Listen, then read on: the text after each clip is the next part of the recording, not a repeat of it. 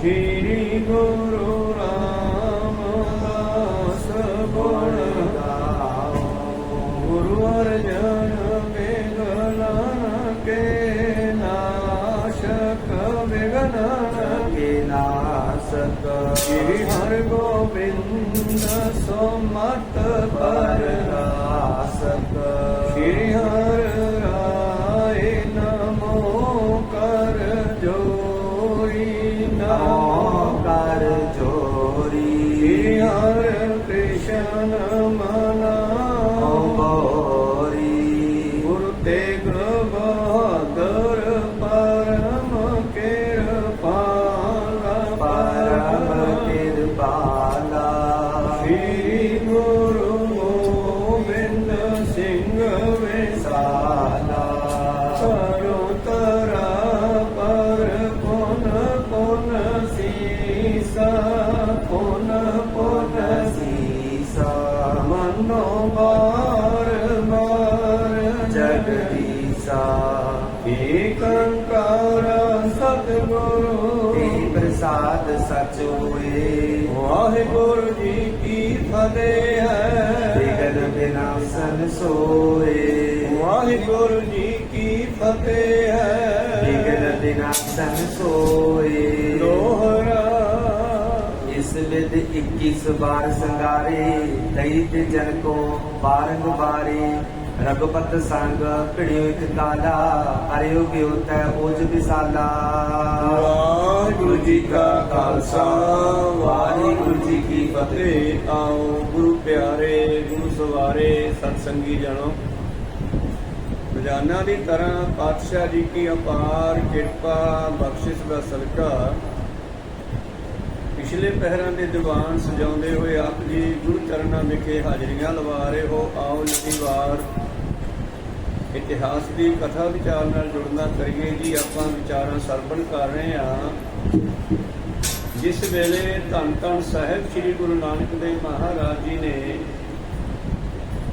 सतघरा नगर दे एक सेठ नूं ज्ञान दिता, धीरज दिता और दसिया कि भाई तू कला ही दुखी नहीं, सारी दुनिया ही दुखी है। नानक दुखिया सब संसार मन्नै नाउ, सोई जिन जाए औरी कर्म ना लेखै लाए। तो पिछले दिन सरवण किया आपां सहंसरदान दे इंद्र रवाया, परशुराम रोवे घर आया। तो परशुराम जो जमदग्नि ऋषि का पुत्र है, उन्हें कुहाड़े नाल 21 वारी धरती के उत्ते क्षत्रियां का खात्मा किया, पर रामचंद्र नाल जंग होया ते इहदी जिहड़ी शक्ति है वह खत्म हो गई। अजय सरोवै भीखिया खाए, परशुराम नूं रोना पिया। फिर अजय राजे नूं रोना पिया जिसने एक ऋषि नूं घोड़े की लिद ही पा दी भिक्षा विच। अजय सरोवै भीखिया खाए, उन्होंने भीखिया पा दी, किसी गलों डिस्टर्ब होना है। पर उसने गुरु प्यारिओ इस ऋषि दे भिक्षा मंगण ते भिक्षा खाण वास्ते मंगी जाती है, उन्हें चक के घोड़े की लिद पा दी। पर जैसा असी करते हैं वैसे साडे नाल भी होंदा। पर का बुरा ना राखो चेत, तुमको दुख नहीं पाईनी।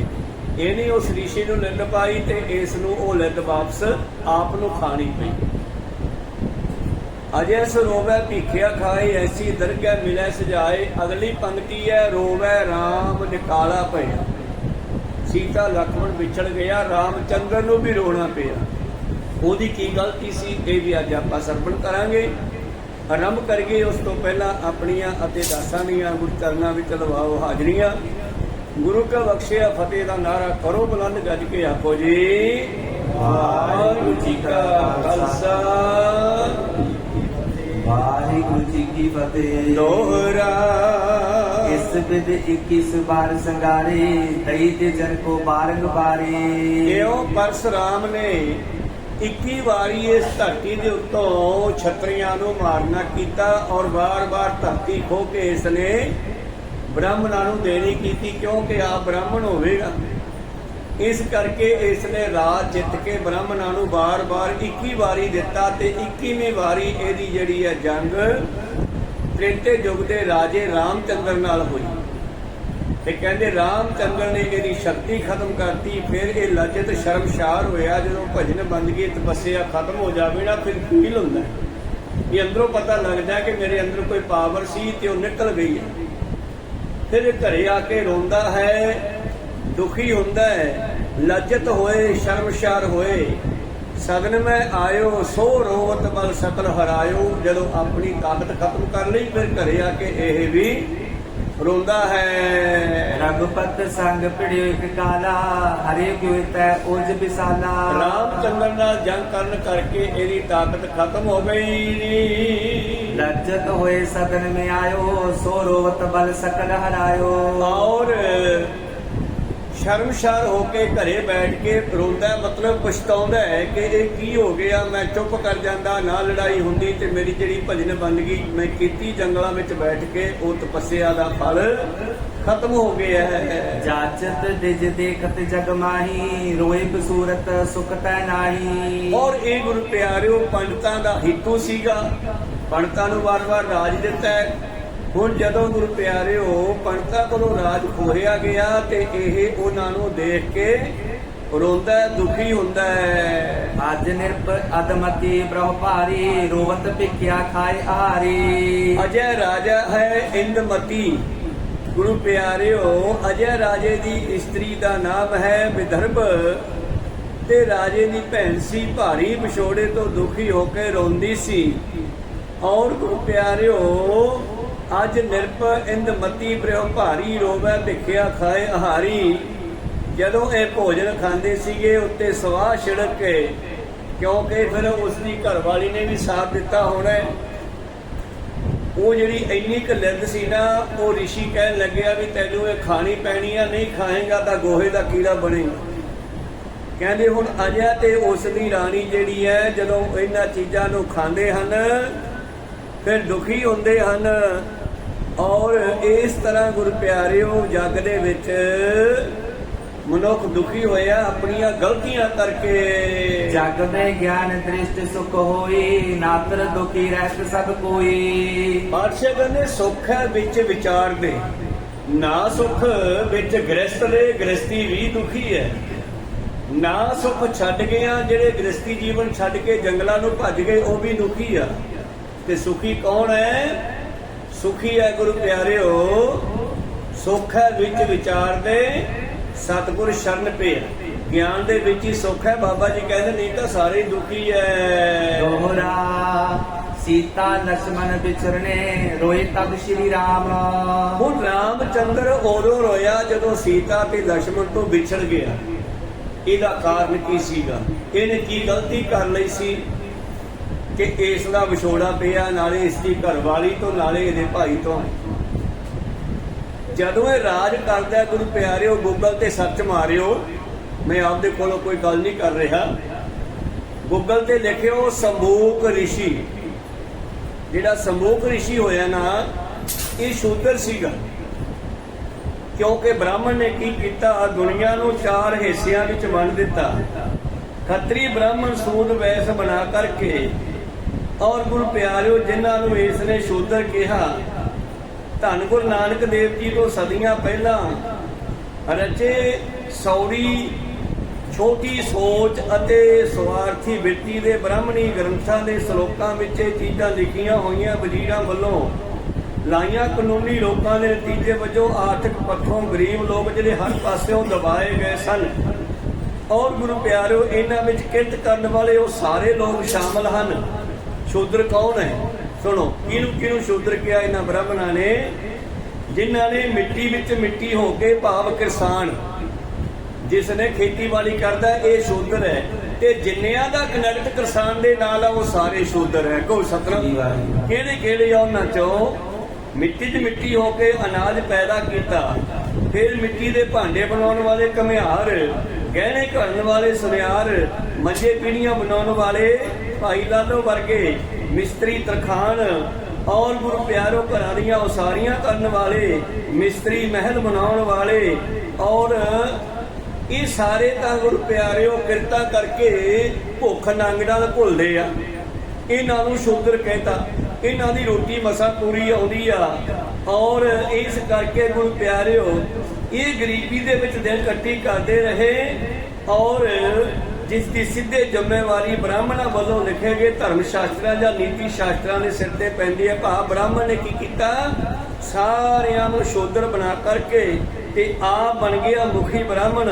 ਅੱਜ ਤੱਕ ਜਿਹੜਾ ਰਾਜਨੀਤੀ ਹੈ ਨਾ, ਉਹ ਬ੍ਰਾਹਮਣ ਦੀ ਮਰਜ਼ੀ ਨਾਲ ਚੱਲਦੀ ਹੈ। ਕੋਈ ਸਤਿਗੁਰੂ ਰਾਜੇ ਜਿੰਨੇ ਵੀ ਹੋਏ ਉਹ ਬ੍ਰਾਹਮਣ ਦੀ ਸਲਾਹ ਨਾਲ ਚੱਲਦੇ ਹੈ, ਬ੍ਰਾਹਮਣ ਦੀ ਮਰਜ਼ੀ ਨਾਲ ਚੱਲਦੇ ਹੈ। ਹੁਣ ਗੱਲ ਕਰੀਏ ਆਪਾਂ ਰਾਮਚੰਦਰ ਦੀ। ਇਹਨੂੰ ਕਿਉਂ ਰੋਣਾ ਪਿਆ, ਵਿਰਲਾਪ ਕਰਨਾ ਪਿਆ ਜੰਗਲਾਂ ਦੇ ਵਿੱਚ? ਇਹ ਤੋਂ ਕੀ ਗਲਤੀ ਹੋਈ ਸੀ? ਜਿਸ ਵੇਲੇ ਰਾਜ ਕਰਦਾ ਤੇ ਉਦੋਂ ਵੀ ਬ੍ਰਾਹਮਣਾਂ ਦਾ ਬੋਲਬਾਲਾ, ਬ੍ਰਾਹਮਣਾਂ ਦਾ ਹੁਕਮ ਚੱਲਦਾ। ਇੱਕ ਦਿਨ ਕਹਿੰਦੇ ਇਹਦੇ ਰਾਜ ਦੇ ਵਿੱਚ ਇੱਕ ਬ੍ਰਾਹਮਣ ਆਉਂਦਾ ਹੈ ਔਰ ਆ ਕੇ ਕਹਿੰਦਾ, ਰਾਜਾ ਸਾਹਿਬ ਅਨਰਥ ਹੋ ਰਿਹਾ ਹੈ, ਤਰਾਹੇ ਮਾਮ ਸਾਨੂੰ ਬਚਾਓ। ਰਾਮਚੰਦਰ ਕਹਿਣ ਲੱਗਿਆ, ਕੀ ਹੋ ਗਿਆ? ਕਹਿੰਦਾ, ਦੇਖੋ ਜੀ, ਨੀਤੀ ਸ਼ਾਸਤਰ ਇਹ ਕਹਿੰਦਾ, ਰਾਜਨੀਤੀ ਇਹ ਕਹਿੰਦੀ ਆ, ਸਾਡੇ ਸ਼ਾਸਤਰ ਪੁਰਾਣੇ ਕਹਿੰਦੇ ਆ ਬਈ ਰਾਮ ਰਾਮ ਜਪਣ ਦਾ ਹੱਕ ਕੇਵਲ ਤੇ ਕੇਵਲ ਬ੍ਰਾਹਮਣ ਨੂੰ ਹੈ। ਸ਼ੂਦਰ ਨਾਮ ਨਹੀਂ ਜਪ ਸਕਦਾ, ਰੱਬ ਦਾ ਨਾਮ ਨਹੀਂ ਲੈ ਸਕਦਾ। ਰਾਮਚੰਦਰ ਕਹਿੰਦਾ, ਠੀਕ ਆ। ਕਹਿੰਦਾ, ਅੱਜ ਤੁਹਾਡੇ ਰਾਜ ਦੇ ਵਿੱਚ ਕਹਿੰਦਾ ਜ਼ੁਲਮ ਹੋ ਰਿਹਾ ਹੈ, ਸਾਡਾ ਪੁੱਤਰ ਮਰ ਗਿਆ। ਗੂਗਲ ਤੇ ਪੜਿਓ, ਸ਼ੰਭੂ ਰਿਸ਼ੀ ਪਾ ਕੇ ਗੂਗਲ ਚੋਂ ਕੱਢ ਕੇ ਪੜਿਓ ਘਰੇ ਜਾ ਕੇ। ਕਹਿੰਦਾ, ਮੇਰਾ ਪੁੱਤਰ ਮਰ ਗਿਆ। ਕਿਉਂ? ਕਿਉਂਕਿ ਇੱਕ ਸ਼ੰਭੂ ਰਿਸ਼ੀ ਸ਼ੂਦਰ ਹੈ, ਉਹ ਜੰਗਲ ਵਿੱਚ ਪਹਾੜਾਂ ਤੇ ਬੈਠ ਕੇ ਰਾਮ ਰਾਮ ਦਾ ਜਾਪ ਕਰ ਰਿਹਾ, ਉਹਨੂੰ ਰੋਕਿਆ ਜਾਵੇ। ਕੋ ਸਤਿਗੁਰੂ ਚਲਾਕੀ ਹੈ ਬਈ ਜੇ ਆਮ ਜਨਤਾ ਨੂੰ ਗਿਆਨ ਹੋ ਗਿਆ ਤੇ ਫਿਰ ਸਾਡੇ ਗ੍ਰੰਥਾਂ ਨੂੰ ਕਿਹਨੇ ਪੜ੍ਹਨਾ? ਕੋ ਸਤਨਾਮ। ਰੋਕਣ ਦਾ ਢੰਗ ਹੈ ਇਹ। ਆਪ ਨਹੀਂ ਕੁਛ ਕਰਦੇ, ਰਾਜਿਆਂ ਰਾਹੀਂ ਕਰਾਉਂਦੇ ਆ। ਜੋ ਮੌਕੇ ਤੇ ਪਹਿਲਾਂ ਰਾਜੇ ਹੁੰਦੇ ਸੀ, ਅੱਜ ਮੰਤਰੀ, ਪ੍ਰਧਾਨ ਮੰਤਰੀ, ਮੁੱਖ ਮੰਤਰੀ ਆਦਿ ਇਹ ਨਾਂ ਰੱਖੇ ਹੋਏ ਆ। ਇਹ ਬ੍ਰਾਹਮਣ ਲੋਕ ਜੋ ਕਰਾਉਣਾ ਚਾਹੁੰਦੇ ਆ ਉਹ ਰਾਜਿਆਂ ਤੋਂ ਕਾਨੂੰਨ ਬਣਵਾ ਦਿੰਦੇ ਆ ਵੀ ਇਹ ਕਾਨੂੰਨ ਬਣਾਓ ਜੀ। ਨੀਤੀ ਸ਼ਾਸਤਰ ਕਹਿੰਦੇ ਆ ਉਹਨੂੰ, ਲਿਖਿਆ ਬ੍ਰਾਹਮਣ ਦਾ ਹੀ ਹੈ। ਉਸ ਨੂੰ ਜਿਹੜਾ ਹੈ ਪ੍ਰਵਾਨ ਕਰਦੇ ਆ ਜਾਂ ਚਲਾਉਂਦੇ ਆ ਰਾਜੇ ਲੋਕ, ਕਿਉਂਕਿ ਉਹਨਾਂ ਕੋਲ ਡੰਡਾ ਹੁੰਦਾ। ਰਾਜਾ ਨਿਆਂ ਕਰੇ ਹੱਥ ਹੋਏ। ਤਾਂ ਕਹਿਣ ਲੱਗਿਆ, ਦੇਖੋ ਜੀ, ਸਾਡਾ ਲੜਕਾ ਇਸ ਕਰਕੇ ਮਰ ਗਿਆ ਕਿ ਕਿਸੇ ਨੂੰ ਵੀ ਸ਼ੂਦਰ ਨੂੰ ਰਾਮ ਰਾਮ ਜਪਣ ਦਾ, ਪਰਮੇਸ਼ਰ ਦਾ ਨਾਮ ਜਪਣ ਦਾ ਹੱਕ ਨਹੀਂ ਹੈ, ਪਰ ਤੁਹਾਡੇ ਰਾਜ ਵਿੱਚ ਹੋ ਰਿਹਾ ਹੈ। ਇਉਂ ਗੁਰੂ ਪਿਆਰੋ ਰਾਮਚੰਦਰ ਨੂੰ ਮਗਰ ਲਾ ਕੇ ਲੈ ਗਏ ਨਾਲ, ਔਰ 5-7-10 ਬਾਹਮਣ ਉਹਦੇ ਨਾਲ ਹੈ, ਔਰ ਲੈ ਕਰਕੇ ਪਹੁੰਚ ਗਏ ਸ਼ੰਭੂ ਰਿਸ਼ੀ ਦੀ ਕੁਟੀਆ ਵਿੱਚ, ਜਿਹੜਾ ਜੰਗਲਾਂ ਦੇ ਵਿੱਚ ਬੈਠ ਕੇ ਗੁਰੂ ਪਿਆਰੇ ਉਹ ਨਾਮ ਜਪ ਰਿਹਾ ਸੀਗਾ। ਇਹ ਤਾਂ ਸ਼ੁਕਰ ਹੈ ਧੰਨ ਗੁਰੂ ਨਾਨਕ ਦੇਵ ਜੀ ਦਾ, ਕਬੀਰ ਸਾਹਿਬ ਵਰਗੇ ਭਗਤਾਂ ਦਾ, ਜਿਨ੍ਹਾਂ ਨੇ ਆਮ ਜਨਤਾ ਨੂੰ ਪਰਮੇਸ਼ਰ ਨਾਲ ਜੁੜਨ ਦੀ ਗੱਲ ਦੱਸੀ। ਐਵੇਂ ਥੋੜਾ ਰਵਿਦਾਸ ਜੀ ਕਹਿੰਦੇ ਨੇ, ਬਹੁਤ ਜਨਮ ਵਿਛੜੇ ਥੇ ਮਾਧੋਏ, ਜਨਮ ਤੁਮਾਰੇ ਲੇਖੇ, ਮਤਲਬ ਵਿਛੋੜਿਆ ਕਿਹਨੇ ਸੀ? ਇਹਨਾਂ ਨੇ, ਜਿਹੜੇ ਚਾਹੁੰਦੇ ਸੀ ਕਿ ਧਰਮ ਸ਼ਾਸਤਰ ਜਿਹੜਾ ਹੈ ਇਹ ਕੇਵਲ ਸਾਡੇ ਹੱਥ 'ਚ ਰਵੇ, ਇਹ ਧਰਮ ਸ਼ਾਸਤਰ ਨੂੰ ਕੋਈ ਹੋਰ ਨਾ ਹੱਥ ਪਾਵੇ, ਕੇਵਲ ਅਸੀਂ ਕਰੀਏ।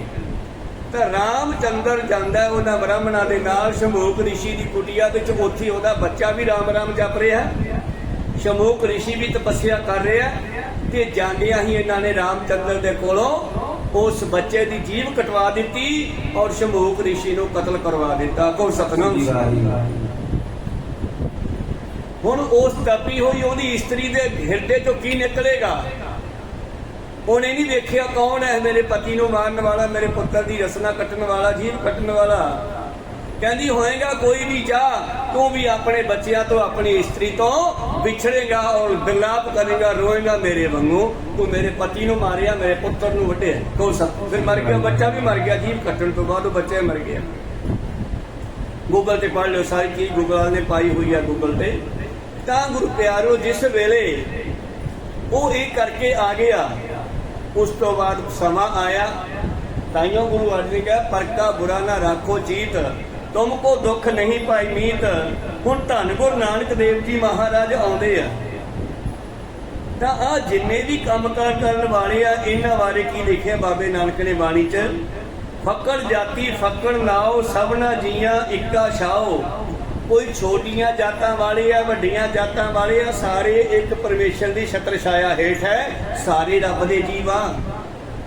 फकड़ जाति फकड़ नाओ सबना जिया एको छाओ आपो जे को भला कहाए। जे कोई कहे कि मैं चंगा फलाना मजबी है चमियार है शूदर है वो चंगा नहीं हैगा जिहड़ा दूजे नूं माड़ा कहना को सतनाम वो खुद चंगा नहीं हैगा। नानक तां पर जापै जा पत लेखे पाए पता तो उदों लगू ਜਾਂ ਰੱਬ ਦੇ ਦਰਗਾਹ ਵਿੱਚ ਧਰਮਯਾਤ ਕੋਲੇ ਜਾ ਕੇ ਉਹਨਾਂ ਦੀ ਇੱਜ਼ਤ ਰਹਿੰਦੀ ਹੈ ਕਿ ਨਹੀਂ ਰਹਿੰਦੀ।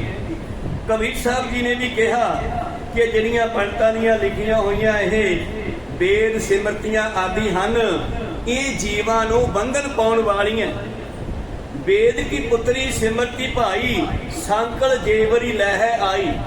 ਦੁਨੀਆ ਨੂੰ ਪਾਤਸ਼ਾਹ ਜੀ ਕਹਿੰਦੇ ਹਨ ਬਾਣੀ ਵਿੱਚ ਕਿ ਉਹਨਾਂ ਨੂੰ ਬੰਧਨਾਂ ਵਿੱਚ ਪਾਉਣ ਵਾਲੀ ਹੈ ਇਹ ਵੇਦਾਂ ਦੀ ਸਿਮਰਤੀਆਂ ਦੀ ਗੱਲ ਹੈ ਜਿਹੜੀ। ਤਾਂ ਜਿਸ ਵੇਲੇ ਧੰਨ ਧੰਨ ਸ੍ਰੀ ਗੁਰੂ ਨਾਨਕ ਦੇਵ ਮਹਾਰਾਜ ਜੀ ਉਸ ਵੇਲੇ ਫਿਰ ਇਹ ਦਾ ਜਿਹੜਾ ਦੁੱਖ ਹੈ ਰਾਮ ਚੰਦਰ ਨੂੰ ਭੋਗਣਾ ਪਿਆ। ਅੱਗੇ ਜਾ ਕੇ सीता लक्ष्मण बिछड़ गया रोवे राम निकाला पिया। कहते रामचंद्र नूं बनवास कटना पिया अपनी घरवाली तो विछड़ना पिया लक्ष्मण तो विछड़ना पिया। इस करके इत्थे लिखते हैं भाई साहब जी कृष्ण आन अवतार पा जगत जगत जय नाम। भावें के वड्डे वड्डे देवते होए उन्हां ने भी जे गलतियां कीतियां जिवें पिछले दिनी आपां इंद्र दी गल कीती। दुनिया उन्होंने देवता कहती है पर अपनी गलती का उन्होंने भी गुरु प्यारे दुख भोगना पिया। परमेश्वर के दर ते न्याय हुंदा है उत्थे कोई भी बख्शिया नहीं जाता। सतगुरु पातशाह जी बख्शे करते हैं। सीता लक्ष्मण विछड़ने रोए तब श्री राम। सीता लक्ष्मण के विछड़न करके रामचंद्र भी रोया पर उहदे कर्म का फल जिवें इस सतघरा पिंड विच ਉਹ ਸੇਠ ਨੂੰ ਸਮਝਾ ਰਿਹਾ ਹੈ ਕਿ ਇਹ ਤੇਰੇ ਕਰਮਾਂ ਦਾ ਫਲ ਹੈ। ਹੁਣ ਰੋ ਤੇ ਹੱਸ ਇਹ ਕਰਮਾਂ ਦਾ ਫਲ ਤਾਂ ਭੋਗਣਾ ਹੀ ਪੈਂਦਾ ਹੈ। ਕੋਈ ਸਤਨਾਮ ਧਿਆਨ ਦਿਓ। ਤਾਂ ਇਸ ਤਰ੍ਹਾਂ ਧੰਨ ਗੁਰੂ ਨਾਨਕ ਦੇਵ ਜੀ ਬਖਸ਼ਿਸ਼ ਕਰ ਰਹੇ ਸੀ ਪਿਛਲੇ ਸ਼ਬਦ ਦੇ ਵਿੱਚ ਉਸ ਸੇਠ ਨੂੰ ਸਮਝਾਉਂਦੇ ਹੋਏ रोवे राम निकाला पिया सीता लक्ष्मण विछड़ गया। जदों उन्हां दे कोलों उन्हां दे पुत्र उन्हां दी पत्नी विछड़ गई। इसे करके ही गुरु प्यारिओ उस वेले समय दे ब्राह्मणां ने पंडितां ने रामचंद्र नूं जिहड़ा सी गुरु प्यारिओ मर्यादा पुरुषोत्तम कहता कि उन्हां दी गल मान ली। पर धन गुरु नानक देव जी कहते नहीं ये गलत है।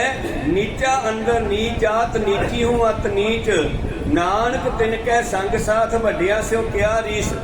नानक उन्हां दे नाल है जिन्हां नूं तुसीं नीच शूद्र कह के धरकारिया होया धार्मिक स्थानां तो मंदिरां तो दूर कीता होया है। मैं उन्हां दे नाल हां। इस करके जात न पूछो साध की लीजा भेद बताए। कदे भी नाम जपण वालियां दी जात ना पुछो। इस करके उन्हां दे कोलों रब दी गल पुछो। ये चीज रमैन विच भी लिखी है कि रामचंद्र दे कोलों ब्राह्मणां ने शमूक ऋषि नूं मरवा दिता क्यों कोई एक शूद्र सीगा और ओह ते ओहदा पुत्र राम राम जपदे सी। इत्थों तक कि जदों गुरु प्यारिओ को जिस वेले सीता ते उसदे बच्चे दोने विछड़ गए रामचंद्र दे कोलों काफ़ी समा उसने फिर अपना समा जिहड़ा बाल्मिक ऋषि कोल टपाया। जदों पता लग्या जंग होया जिस वेले रामचंद्र ने घोड़ा छड्डिया बई मेरे घोड़े नूं किहड़ा फड़दा इहदा की मतलब हुंदा है बई मैं घोड़ा छड्डदा मैं जित्तिया होया राजा। जे कोई मेरे घोड़े नूं फड़दा है ते फड़ के विखावे जिहड़ा फड़ेगा जंग करे मैं उहनूं हरावांगा। जे ओह नहीं हारदा तां फिर ओह जिहड़ा है चक्रवर्ती राजा होवेगा मैं हार जावांगा। होया कि ਇਹਦਾ ਘੋੜਾ ਚੱਲਦਾ ਰਿਹਾ ਘੁੰਮਦਾ ਘੁੰਮਦਾ ਵਾਲਮੀਕੀ ਰਿਸ਼ੀ ਦੇ ਕੋਲ ਪਹੁੰਚ ਗਿਆ ਜੋ ਹਰਮੰਦਰ ਸਾਹਿਬ ਤੋਂ ਪਰੇ ਇੱਕ ਵਾਲਮੀਕੀ ਰਿਸ਼ੀ ਦਾ ਮੰਦਿਰ ਹੈ ਇਸ ਮਾਝੇ ਦੇ ਇਲਾਕੇ ਵਿੱਚ ਹੀ ਉਹ ਸਥਾਨ ਹੈ ਉੱਥੇ ਲੜਾਈ ਹੋਈ ਹੈ। ਜਦ ਇਹ ਘੋੜਾ ਉੱਥੇ ਪਹੁੰਚਦਾ ਤੇ ਉੱਥੇ ਵਾਲਮੀਕੀ ਦੇ ਕੋਲ ਰਾਮਚੰਦਰ ਦੇ ਹੀ ਪੁੱਤਰ ਲਵਕੁਸ਼ ਸੀਤਾ ਉੱਥੇ ਰਹਿੰਦੀ ਆ ਉਸ ਦਸੌਂਟੇ ਦੇ ਸਮੇਂ। ਜਦੋਂ ਗੁਰੂ ਪਿਆਰਿਓ ਇਸ ਦੀ ਅਗਨੀ ਪ੍ਰੀਖਿਆ ਵੀ ਲਈ ਫਿਰ ਵੀ ਉਹਨੂੰ ਘਰ ਨਹੀਂ ਰੱਖਿਆ। ਔਰ ਇੱਕ ਗੁਰੂ ਪਿਆਰਿਓ लोगों ने ताना मारते। एक रात नूं कहंदे रामचंद्र ने गल सुनी आ कहंदे घर दे विच इक मनुख अपनी घरवाली नूं ताना मार रहा है झिड़क रहा है कहना मैं रामचंद्र नहीं हैगा तेनों घरे रख लूंगा। ओ सीता ਕਿੰਨੇ ਮਹੀਨੇ ਰਾਵਣ ਦੀ ਕੁਟੀਆ ਵਿੱਚ ਰਹਿ ਕੇ ਆਈ? ਤੂੰ ਤਾਂ ਇੱਕ ਰਾਤ ਕੱਟ ਕੇ ਆਈ ਆ, ਉਹ ਕਿੰਨਾ ਚਿਰ ਰਹਿ ਕੇ ਆਈ? ਉਹ ਕਾਹਦਾ ਰਾਜਾ ਹੈ, ਉਹਨੂੰ ਫਿਰ ਅਪਣਾ ਲਿਆ, ਫਿਰ ਘਰੇ ਰੱਖ ਲਿਆ, ਚੱਲ ਘਰੋਂ ਨਿਕਲ ਜਾ। ਮਤਲਬ ਉਸਨੇ ਆਪਣੀ ਘਰ ਵਾਲੀ ਨੂੰ ਘਰੋਂ ਕੱਢਤਾ ਕਿ ਉਹ ਰਾਤ ਨੂੰ ਕਿਧਰੇ ਚਲੀ ਗਈ ਸੀ ਤੇ ਉਸਨੇ ਉਹਨੂੰ ਛੱਡ ਦਿੱਤਾ। ਔਰ ਉਲਟਾ ਜਿਹੜਾ ਦੋਸ਼ ਹੈ ਉਹ ਰਾਮਚੰਦਰ ਤੇ ਵੀ ਲਾਉਂਦਾ ਵੀ ਉਸਨੇ ਆਪਣੀ ਸੀਤਾ ਨੂੰ ਫਿਰ ਅਪਣਾ ਲਿਆ। ਇਹ ਗੱਲ ਕਹਿੰਦੇ ਰਾਮਚੰਦਰ ਕੋਲੇ ਪਹੁੰਚੀ ਤੇ ਉਹਨੇ ਸੀਤਾ ਦੀ ਅਗਨੀ ਪ੍ਰੀਖਿਆ ਲਈ, ਬਈ ਤੂੰ ਅੱਗ ਦੇ ਵਿੱਚੋਂ ਟੱਪ ਕੇ ਦਿਖਾ, ਜੇ ਤੂੰ ਬਚ ਗਈ ਅੱਗ ਤੋਂ ਮੈਂ ਸਮਝੂਗਾ ਤੂੰ ਸੱਚੀ ਸਵਿਤਰੀ ਹੈ। ਸ਼ੱਕ ਕੀਤਾ, ਪਰ ਗੁਰੂ ਪਿਆਰੋ ਅੱਗ ਦੀ ਪ੍ਰੀਖਿਆ ਲੈ ਕੇ ਵੀ ਉਸ ਨੂੰ ਘਰੋਂ ਕੱਢ ਦਿੱਤਾ। ਫਿਰ ਉਹ ਵਾਲਮੀਕੀ ਰਿਸ਼ੀ ਕੋਲੇ ਰਹੀ ਆ, ਕਉ ਸਤਰੀ ਆਪਣਾ ਸਮਾਂ ਲੰਘਾਇਆ ਉਹਨਾਂ ਨੇ। ਤਾਂ ਖੈਰ ਉੱਥੇ ਫਿਰ ਉਹ ਬੱਚਿਆਂ ਨੇ ਕਹਿੰਦੇ ਜੋ ਰਾਮਚੰਦਰ ਦੇ ਪੁੱਤਰ ਸੀ ਉਹਨਾਂ ਨੇ ਕਹਿੰਦੇ ਉਹ ਘੋੜਾ ਫੜ ਲਿਆ। ਜਦੋਂ ਘੋੜਾ ਫੜ ਲਿਆ ਤੇ ਰਾਮਚੰਦਰ ਨੂੰ ਪਤਾ ਲੱਗਿਆ ਬਈ ਇਹ ਮਾਝੇ ਦੇ ਇਲਾਕੇ ਦੇ ਵਿੱਚ ਇੱਕ ਰਿਸ਼ੀ ਦੇ ਬੱਚੇ ਆ, ਉਹਨੇ ਸੋਚਿਆ ਸ਼ਾਇਦ ਰਿਸ਼ੀ ਦੇ ਬੱਚੇ ਆ, ਉਹਨਾਂ ਨੇ ਫੜ ਲਿਆ, ਚਲੋ ਲੜਾਈ ਕਰੀਏ। ਜੰਗ ਹੋਇਆ। ਹੁਣ ਗੁਰੂ ਪਿਆਰੋ ਰਾਮਚੰਦਰ ਦੇ ਪੁੱਤਰ ਸੀ, ਸਾਂਝਾ ਜੰਗ ਹੋਇਆ। ਉਧਰ ਉਹ ਵੀ ਸ਼ਸਤਰਧਾਰੀ ਸੀਗੇ, ਤੀਰ ਕਮਾਨ ਦੀ ਅਭਿਆਸ ਕਹਿੰਦੇ ਕਰਦੇ ਰਹਿੰਦੇ ਸੀ। ਤੇ ਉਹਨਾਂ ਨੇ ਜੰਗ ਕੀਤਾ ਜਿਸ ਵੇਲੇ ਇਹਨਾਂ ਦੀ ਸਾਰੀ ਜਿਹੜੀ ਫੌਜ ਸੀ ਉਹ ਘਾਇਲ ਹੋ ਗਈ ਤੇ ਲక్ష్మణ ਵਰਗੇ ਸਾਰੇ ਬੇਸੁੱਧ ਹੋ ਗਏ, ਮਤਲਬ ਬੇਹੋਸ਼ ਹੋ ਗਏ। ਤੇ ਉਸ ਵੇਲੇ ਜਦੋਂ ਭੱਜ ਕੇ ਕਹਿੰਦੇ ਸੀਤਾ ਬਾਹਰ ਆਈ ਦੇਖਣ ਵਾਸਤੇ ਵੀ ਜੰਗ ਕਿਹਦੇ ਨਾਲ ਕਰ ਰਹੇ ਆ ਮੇਰੇ ਪੁੱਤਰ, ਜਦ ਸਾਹਮਣੇ ਆਈ ਪਤਾ ਲੱਗਿਆ ਇਹ ਤਾਂ ਰਾਮਚੰਦਰ ਮੇਰਾ ਪਤੀ ਆ, ਉਹਦੇ ਨਾਲ ਹੀ ਜੰਗ ਹੋ ਰਿਹਾ। ਫਿਰ ਕਹਿੰਦੇ ਉੱਥੇ ਇਹਨਾਂ ਦਾ ਦੁਬਾਰੇ ਮੇਲ ਮਿਲਾਪ ਹੋਇਆ। ਪਰ ਇੱਕ ਸਮਾਂ ਤੈਨੂੰ ਵਿਛੜ ਕੇ ਉਹ ਫਲ ਭੋਗਣਾ ਪਿਆ ਨਾ, ਜਿਹੜਾ ਕਿਸੇ ਸ਼ੂਦਰ ਨੂੰ ਮਾਰ ਕੇ, ਸਮੂਹ ਰਿਸ਼ੀ ਨੂੰ ਮਾਰ ਕੇ, ਉਹਦੇ ਪੁੱਤਰ ਨੂੰ ਮਾਰ ਕੇ ਉਹਦੀ ਪਤਨੀ ਨੂੰ ਦੁੱਖ ਦਿੱਤਾ। ਕੋ ਸਤਨਾਮ, ਉਹਦੇ ਪਤਨੀ ਨੇ ਜੋ ਕਿਹਾ ਸੀਗਾ ਉਹ ਵਚਨ ਪੂਰਾ ਹੋਇਆ। ਤਾਂ ਰੋਵੇ ਰਾਮ ਨਿਕਾਲਾ ਭਇਆ, ਸੀਤਾ ਲਖਮਣ ਵਿਛੜ ਗਿਆ, ਰੋਵੇ ਦੇ ਸਿਰ ਲੰਕ ਗਵਾਏ। ਅੱਗੇ ਰਾਵਣ ਦੀ ਗੱਲ ਆਉਂਦੀ ਹੈ। ਚੌਪਈ ਦੈਸਰ ਤੀਨ ਲੋਕ ਸਭ ਜਾਗੇ, ਬੰਦ ਸਾਲ ਮੈਂ ਕਾਲ ਸੁਤਾ ਕੇ। ਹੁਣ ਰਾਜਾ ਰਾਵਣ ਦੈਸਰ ਵੀ ਇਹਨੂੰ ਕਹਿ ਦਿੰਦੇ ਆ। ਰਾਜਾ ਰਾਵਣ ਜਿਸ ਨੇ ਸਾਰੇ ਲੋਕ, ਤਿੰਨੇ ਲੋਕ ਆਪਣੇ ਕਾਬੂ ਚ ਕਰ ਲਏ, ਭਾਵ ਤਿੰਨ ਲੋਕਾਂ ਤੇ ਇਹਦਾ ਹੁਕਮ ਚੱਲਦਾ। ਬਸ ਕਰਨ ਦਾ ਮਤਲਬ ਹੁਕਮ ਚੱਲਣਾ। ਇਹਨਾਂ ਲੋਕਾਂ ਦੇ ਵਿੱਚ ਇਹਦਾ ਹੁਕਮ ਚੱਲਦਾ ਹੈ। ਔਰ ਗੁਰੂ ਪਿਆਰਿਓ ਇਸ ਨੇ ਲਗਭਗ ਦੇਵਤਿਆਂ ਤੋਂ ਕੰਮ ਕਰਾਇਆ। ਲਿਖਿਆ ਨਾ ਬਸੰਤਰ ਜਾ ਕੇ ਕੱਪੜੇ ਧੋਈ, ਪਾਣੀ ਦੇ ਵਿੱਚ ਲਿਖਿਆ ਹੈ ਬਸੰਤਰ ਅੱਗ ਉਹਦੇ ਕੱਪੜੇ ਧੋਂਦੀ ਆ। ਤੇ ਇਹ ਸਾਰੇ ਉਸ ਦੇ ਕੰਮ ਕਰਦੇ ਆ ਜਿੰਨੇ ਗ੍ਰਹਿ ਆ। ਚਲੋ ਖੈਰ, ਤਾਂ ਗੁਰੂ ਪਿਆਰਿਓ ਦੈਸਰ ਰਾਵਣ ਰਾਜਾ ਜਿਹੜਾ ਇੰਨਾ ਤਕੜਾ ਹੋਇਆ ਹੈ, ਇਹਨੂੰ ਵੀ ਰੋਣਾ ਪਿਆ ਜਿਸ ਨੇ ਸਾਰੇ ਸੰਸਾਰ ਨੂੰ, ਤਿੰਨਾਂ ਲੋਕਾਂ ਨੂੰ ਆਪਣੇ ਕਾਬੂ 'ਚ ਕਰ ਲਿਆ। ਇੱਥੋਂ ਤੱਕ ਕਿ ਬੰਦ ਸਾਲ ਮੈਂ ਕਾਲ ਸੋ ਤਾਕੇ, ਕਾਲ ਨੂੰ ਵੀ ਆਪਣੇ ਕਬਜ਼ੇ ਵਿੱਚ ਕਰ ਲਿਆ। ਕੋਈ ਸਭ ਜਿਹਨੇ ਕਾਲ ਵੀ ਕਹਿੰਦੇ ਪਾਵੇ ਨਾਲ ਬੰਨ ਲਿਆ। ਦੱਸਦੇ ਆ ਕਹਿੰਦੇ ਇਹ ਵੈਸੇ ਤਾਂ ਸ਼ਿਵ ਜੀ ਦਾ ਪਾਸ਼ਕ ਹੋਇਆ ਬ੍ਰਹਮ, ਆਪਣਾ ਰਾਵਣ ਸ਼ਿਵ ਜੀ ਦੀ ਜਿਹੜਾ ਆਰਾਧਨਾ ਕਰਦਾ ਸੀਗਾ। ਗੁਰੂ ਪਿਆਰਿਓ ਰਾਮਚੰਦਰ ਵੀ ਸ਼ਿਵ ਜੀ ਦੀ ਆਰਾਧਨਾ ਕਰਦਾ ਸੀਗਾ। ਪਰ ਜਿਸ ਵੇਲੇ ਰਾਮਚੰਦਰ ਅਤੇ ਲక్ష్మణ ਦੋਨੇ ਜੰਗਲਾਂ ਵਿੱਚ ਰਹਿੰਦੇ ਹੈ, ਤੀਸਰੀ ਇਹਨਾਂ ਦੀ ਸੀਤਾ ਵੀ ਇਹਨਾਂ ਦੇ ਨਾਲ ਹੈ। ਤੇ ਇੱਕ ਦਿਨ ਕਹਿੰਦੇ ਰਾਵਣ ਦੀ ਭੈਣ ਗੁਰੂ ਪਿਆਰਿਓ ਜੰਗਲ 'ਚ ਘੁੰਮਦੀ ਘੁੰਮਦੀ ਆ ਗਈ। ਬੜੇ ਸੁੰਦਰ ਮਨੁੱਖ ਦੇਖੇ, ਉਹ ਜੰਗਲਾਂ 'ਚ ਰਹਿੰਦੇ ਸੀਗੇ। ਇਹ ਰਾਜਿਆਂ ਦੇ ਪੁੱਤਰ ਸੀ, ਬੜੇ ਸੁੰਦਰ ਮਨੁੱਖ ਦੇਖੇ। ਕਹਿਣ ਲੱਗੀ ਮੇਰੇ ਨਾਲ ਸ਼ਾਦੀ ਕਰਾਓ। ਰਾਮਚੰਦਰ ਕਹਿੰਦਾ ਮੇਰੀ ਸ਼ਾਦੀ ਹੋਈ ਹੈ, ਮੇਰੇ ਘਰ ਵਾਲੀ ਸੀਤਾ ਹੈ। ਉਹ ਦੂਜੇ ਨੂੰ ਪੁੱਛਦਾ ਲక్ష్మణ ਨੂੰ। ਉਹ ਤੇ ਲక్ష్మణ ਵੱਲ ਗਈ, ਕਹਿੰਦੀ ਮੈਂ ਤੇਰੇ ਨਾਲ ਵਿਆਹ ਕਰਾਉਣਾ ਹੈ। ਤੇਰਾ ਵਿਆਹ ਤਾਂ ਨਹੀਂ ਹੋਇਆ? ਕਹਿੰਦਾ ਨਹੀਂ। ਕਹਿੰਦੀ ਮੇਰੇ ਨਾਲ ਵਿਆਹ ਕਰਾ। ਕਹਿੰਦਾ ਮੈਂ ਵਿਆਹ ਕਰਾਉਣਾ ਹੀ ਨਹੀਂਗਾ, ਮੈਂ ਤਾਂ ਏਦਾਂ ਹੀ ਰਹਿਣਾ, ਬ੍ਰਹਮਚਰੀਆ ਰੱਖਣਾ ਹੈ। ਉਹ ਗੁਰੂ ਪਿਆਰਿਓ ਜਿੱਦ ਕਰਨ ਲੱਗੀ, ਹੱਠ ਕਰਨ ਲੱਗੀ। ਤੇ ਇਹਦੇ ਕੋਲੇ ਕੋਈ ਸ਼ਾਇਰ ਸੀਗਾ ਤੇ ਇਸ ਨੇ ਉਹਦਾ ਨੱਕ ਵੱਢ ਦਿੱਤਾ, ਜਿਹਦਾ ਨਾਮ ਸਰੂਪ ਨਖਾ ਹੈ। ਰਾਵਣ ਦੀ ਭੈਣ ਇਹ ਸਰੂਪ ਨਖਾ ਗਈ ਰਾਵਣ ਦੇ ਕੋਲ ਰੋਂਦੀ ਰੋਂਦੀ।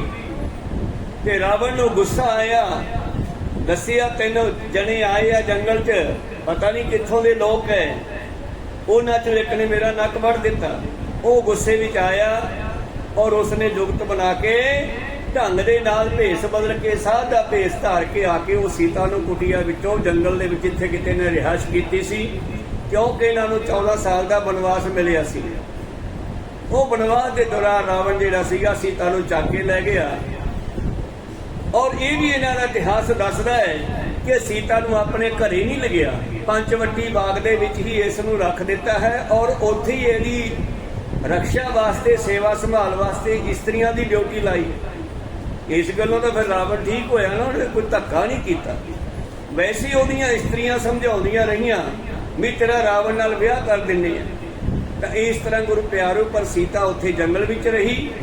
ਉੱਥੋਂ ਫਿਰ ਇਹ ਹਨੂਮਾਨ ਦੇ ਰਾਹੀਂ ਉਹਦੀ ਭਾਲ ਕਰਦੇ ਆ ਤੇ ਫਿਰ ਸਾਰੀ ਬਾਨਰ ਸੈਨਾ ਜੰਗਲ ਦੀ ਲੈ ਕੇ ਜਾਮਾਵੰਤ ਵੀ ਇੱਕ ਰਿਛਾਂ ਦੀ ਸੈਨਾ ਹੈ। ਮੇਰਾ ਖਿਆਲ ਹੈ ਵੀ ਮਨੁੱਖਾਂ ਦੇ ਲੰਬੇ ਲੰਬੇ ਵਾਲ ਆ ਜਾਂਦੇ ਹੋਣਗੇ, ਉਹ ਰਿਛ ਥੋੜਾ ਬੰਦੇ ਹੋਣਗੇ, ਉਹ ਪਸ਼ੂ ਨਹੀਂ ਹੋਣਗੇ, ਕਿਉਂਕਿ ਪਹਿਲਾਂ ਮਨੁੱਖ ਜ਼ਿਆਦਾ ਹੈ ਕੱਪੜੇ ਘੱਟ ਹੀ ਪਾਉਂਦਾ, ਜੰਗਲਾਂ 'ਚ ਰਹਿੰਦਾ ਸੀਗਾ। ਤੋ ਜਾਮਾਵੰਤ ਰਿਛ ਨੂੰ ਕਹਿੰਦੇ ਆ। ਹੁਣ ਜਾਮਾਵੰਤ ਦੇ ਨਾਂ ਤੇ ਹੀ ਜੰਮੂ ਵੀ ਵਸਿਆ ਤੇ ਜਾਮਾਵੰਤ ਰਿਛ ਨੂੰ ਵੀ ਕਹਿੰਦੇ ਆ ਤੇ ਜਾਮਾਵੰਤ ਬੰਦਾ ਵੀ ਹੋ ਸਕਦਾ, ਕਿਉਂਕਿ ਜਾਮਾਵੰਤ ਦੀ ਭੈਣ ਦਾ ਕ੍ਰਿਸ਼ਨ ਦੇ ਨਾਲ ਵਿਆਹ ਵੀ ਹੋਇਆ। ਇੱਕ ਇਸਤਰੀ ਰਾਵਣ ਕ੍ਰਿਸ਼ਨ ਜੀ ਦੇ ਘਰੇ ਜਾਮਾਵੰਤ ਦੀ ਭੈਣ ਵੀ ਹੈ, ਪਰ ਇਹ ਰਿਛ ਥੋੜਾ ਹੋ ਸਕਦਾ ਹੈ, ਸੈਂਸ ਨਹੀਂ ਬਣਦੀ। ਹਾਂ, ਇਹ ਮਨੁੱਖ ਹੋ ਸਕਦੇ ਆ ਜੰਗਲੀ। ਤਾਂ ਇਹ ਜੰਗਲੀ ਜਿਹੜੇ ਬਾਨਰ ਸੈਨਾ ਕਹਿ ਦਿਓ, ਇਹ ਰਿਛਾਂ ਦੀ ਸੈਨਾ ਕਹਿ ਦਿਓ, ਤਾਂ ਗੁਰੂ ਪਿਆਰੋ ਇਹਨਾਂ ਨੇ ਰਾਮਚੰਦਰ ਹੋਰਾਂ ਦੀ ਮਦਦ ਕੀਤੀ ਔਰ ਉਹ ਸੀਤਾ ਨੂੰ ਉੱਥੋਂ ਛੁਡਾ ਕੇ ਲਿਆਂਦਾ ਤੇ ਰਾਵਣ ਨੂੰ ਮਾਰਨਾ ਪਿਆ।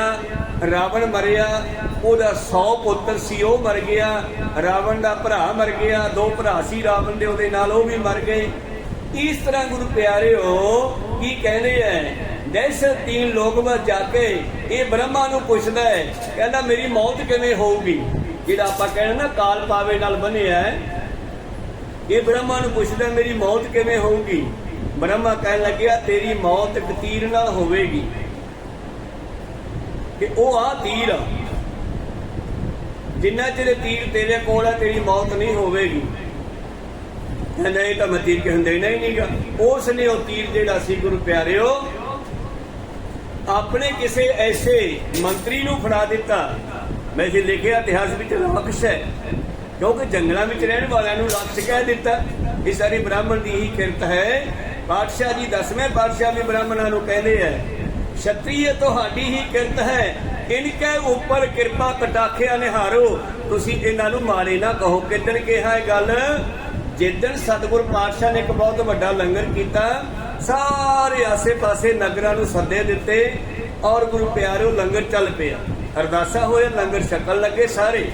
ਤਾਂ ਗੁਰੂ ਪਿਆਰਿਓ ਉਸ ਵੇਲੇ ਫਿਰ ਇੱਕ ਬ੍ਰਾਹਮਣ ਆਉਂਦਾ ਹੈ, ਉਹ ਕਹਿੰਦਾ ਮਹਾਰਾਜ ਤੁਸੀਂ ਰਾਜੇ ਹੋ। ਉਹ ਰਾਜੇ ਸਮਝਦੇ ਸੀ ਉਦੋਂ, ਸੀਤਾ ਸਤਿਗੁਰ ਰਾਜਿਆਂ ਦੇ ਵੀ ਰਾਜੇ, ਪਰ ਉਹ ਰਾਜਾ ਹੀ ਸਮਝਦੇ ਸੀ ਇੱਕ ਤਰ੍ਹਾਂ ਨਾਲ। ਤੁਸੀਂ ਰਾਜੇ ਹੋ, ਰਾਜੇ ਜੰਗਾਂ ਜਿੱਤ ਕੇ ਵੱਡਾ ਲੰਗਰ ਕਰਦੇ ਆ, ਜਗ ਕਰਦੇ ਆ, ਪਹਿਲਾਂ ਸਾਨੂੰ ਬ੍ਰਾਹਮਣਾਂ ਨੂੰ ਬੁਲਾਉਂਦੇ ਆ, ਪਹਿਲਾਂ ਸਾਨੂੰ ਦਕਸ਼ਨਾ ਦਿੰਦੇ ਆ, ਸਾਨੂੰ ਛਕਾਉਂਦੇ ਆ, ਫਿਰ ਆਮ ਜਨਤਾ ਨੂੰ ਛਕਾਉਂਦੇ ਆ, ਕਿ ਤੁਸੀਂ ਸਾਨੂੰ ਯਾਦ ਹੀ ਨਹੀਂ ਕੀਤਾ।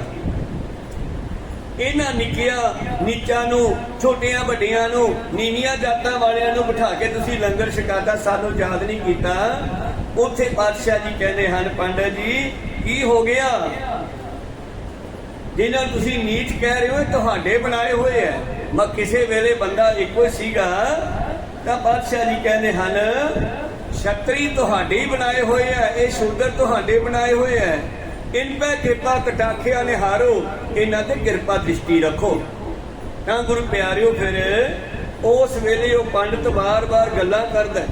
ਪਾਤਸ਼ਾਹ ਥੋੜੇ ਜਿਹੇ ਝੁਕਦੇ ਜਾਂਦੇ ਆ, ਨਿਮਦੇ ਜਾਂਦੇ ਆ, ਭਾਵ ਉੱਚੀ ਨਹੀਂ ਬੋਲਦੇ।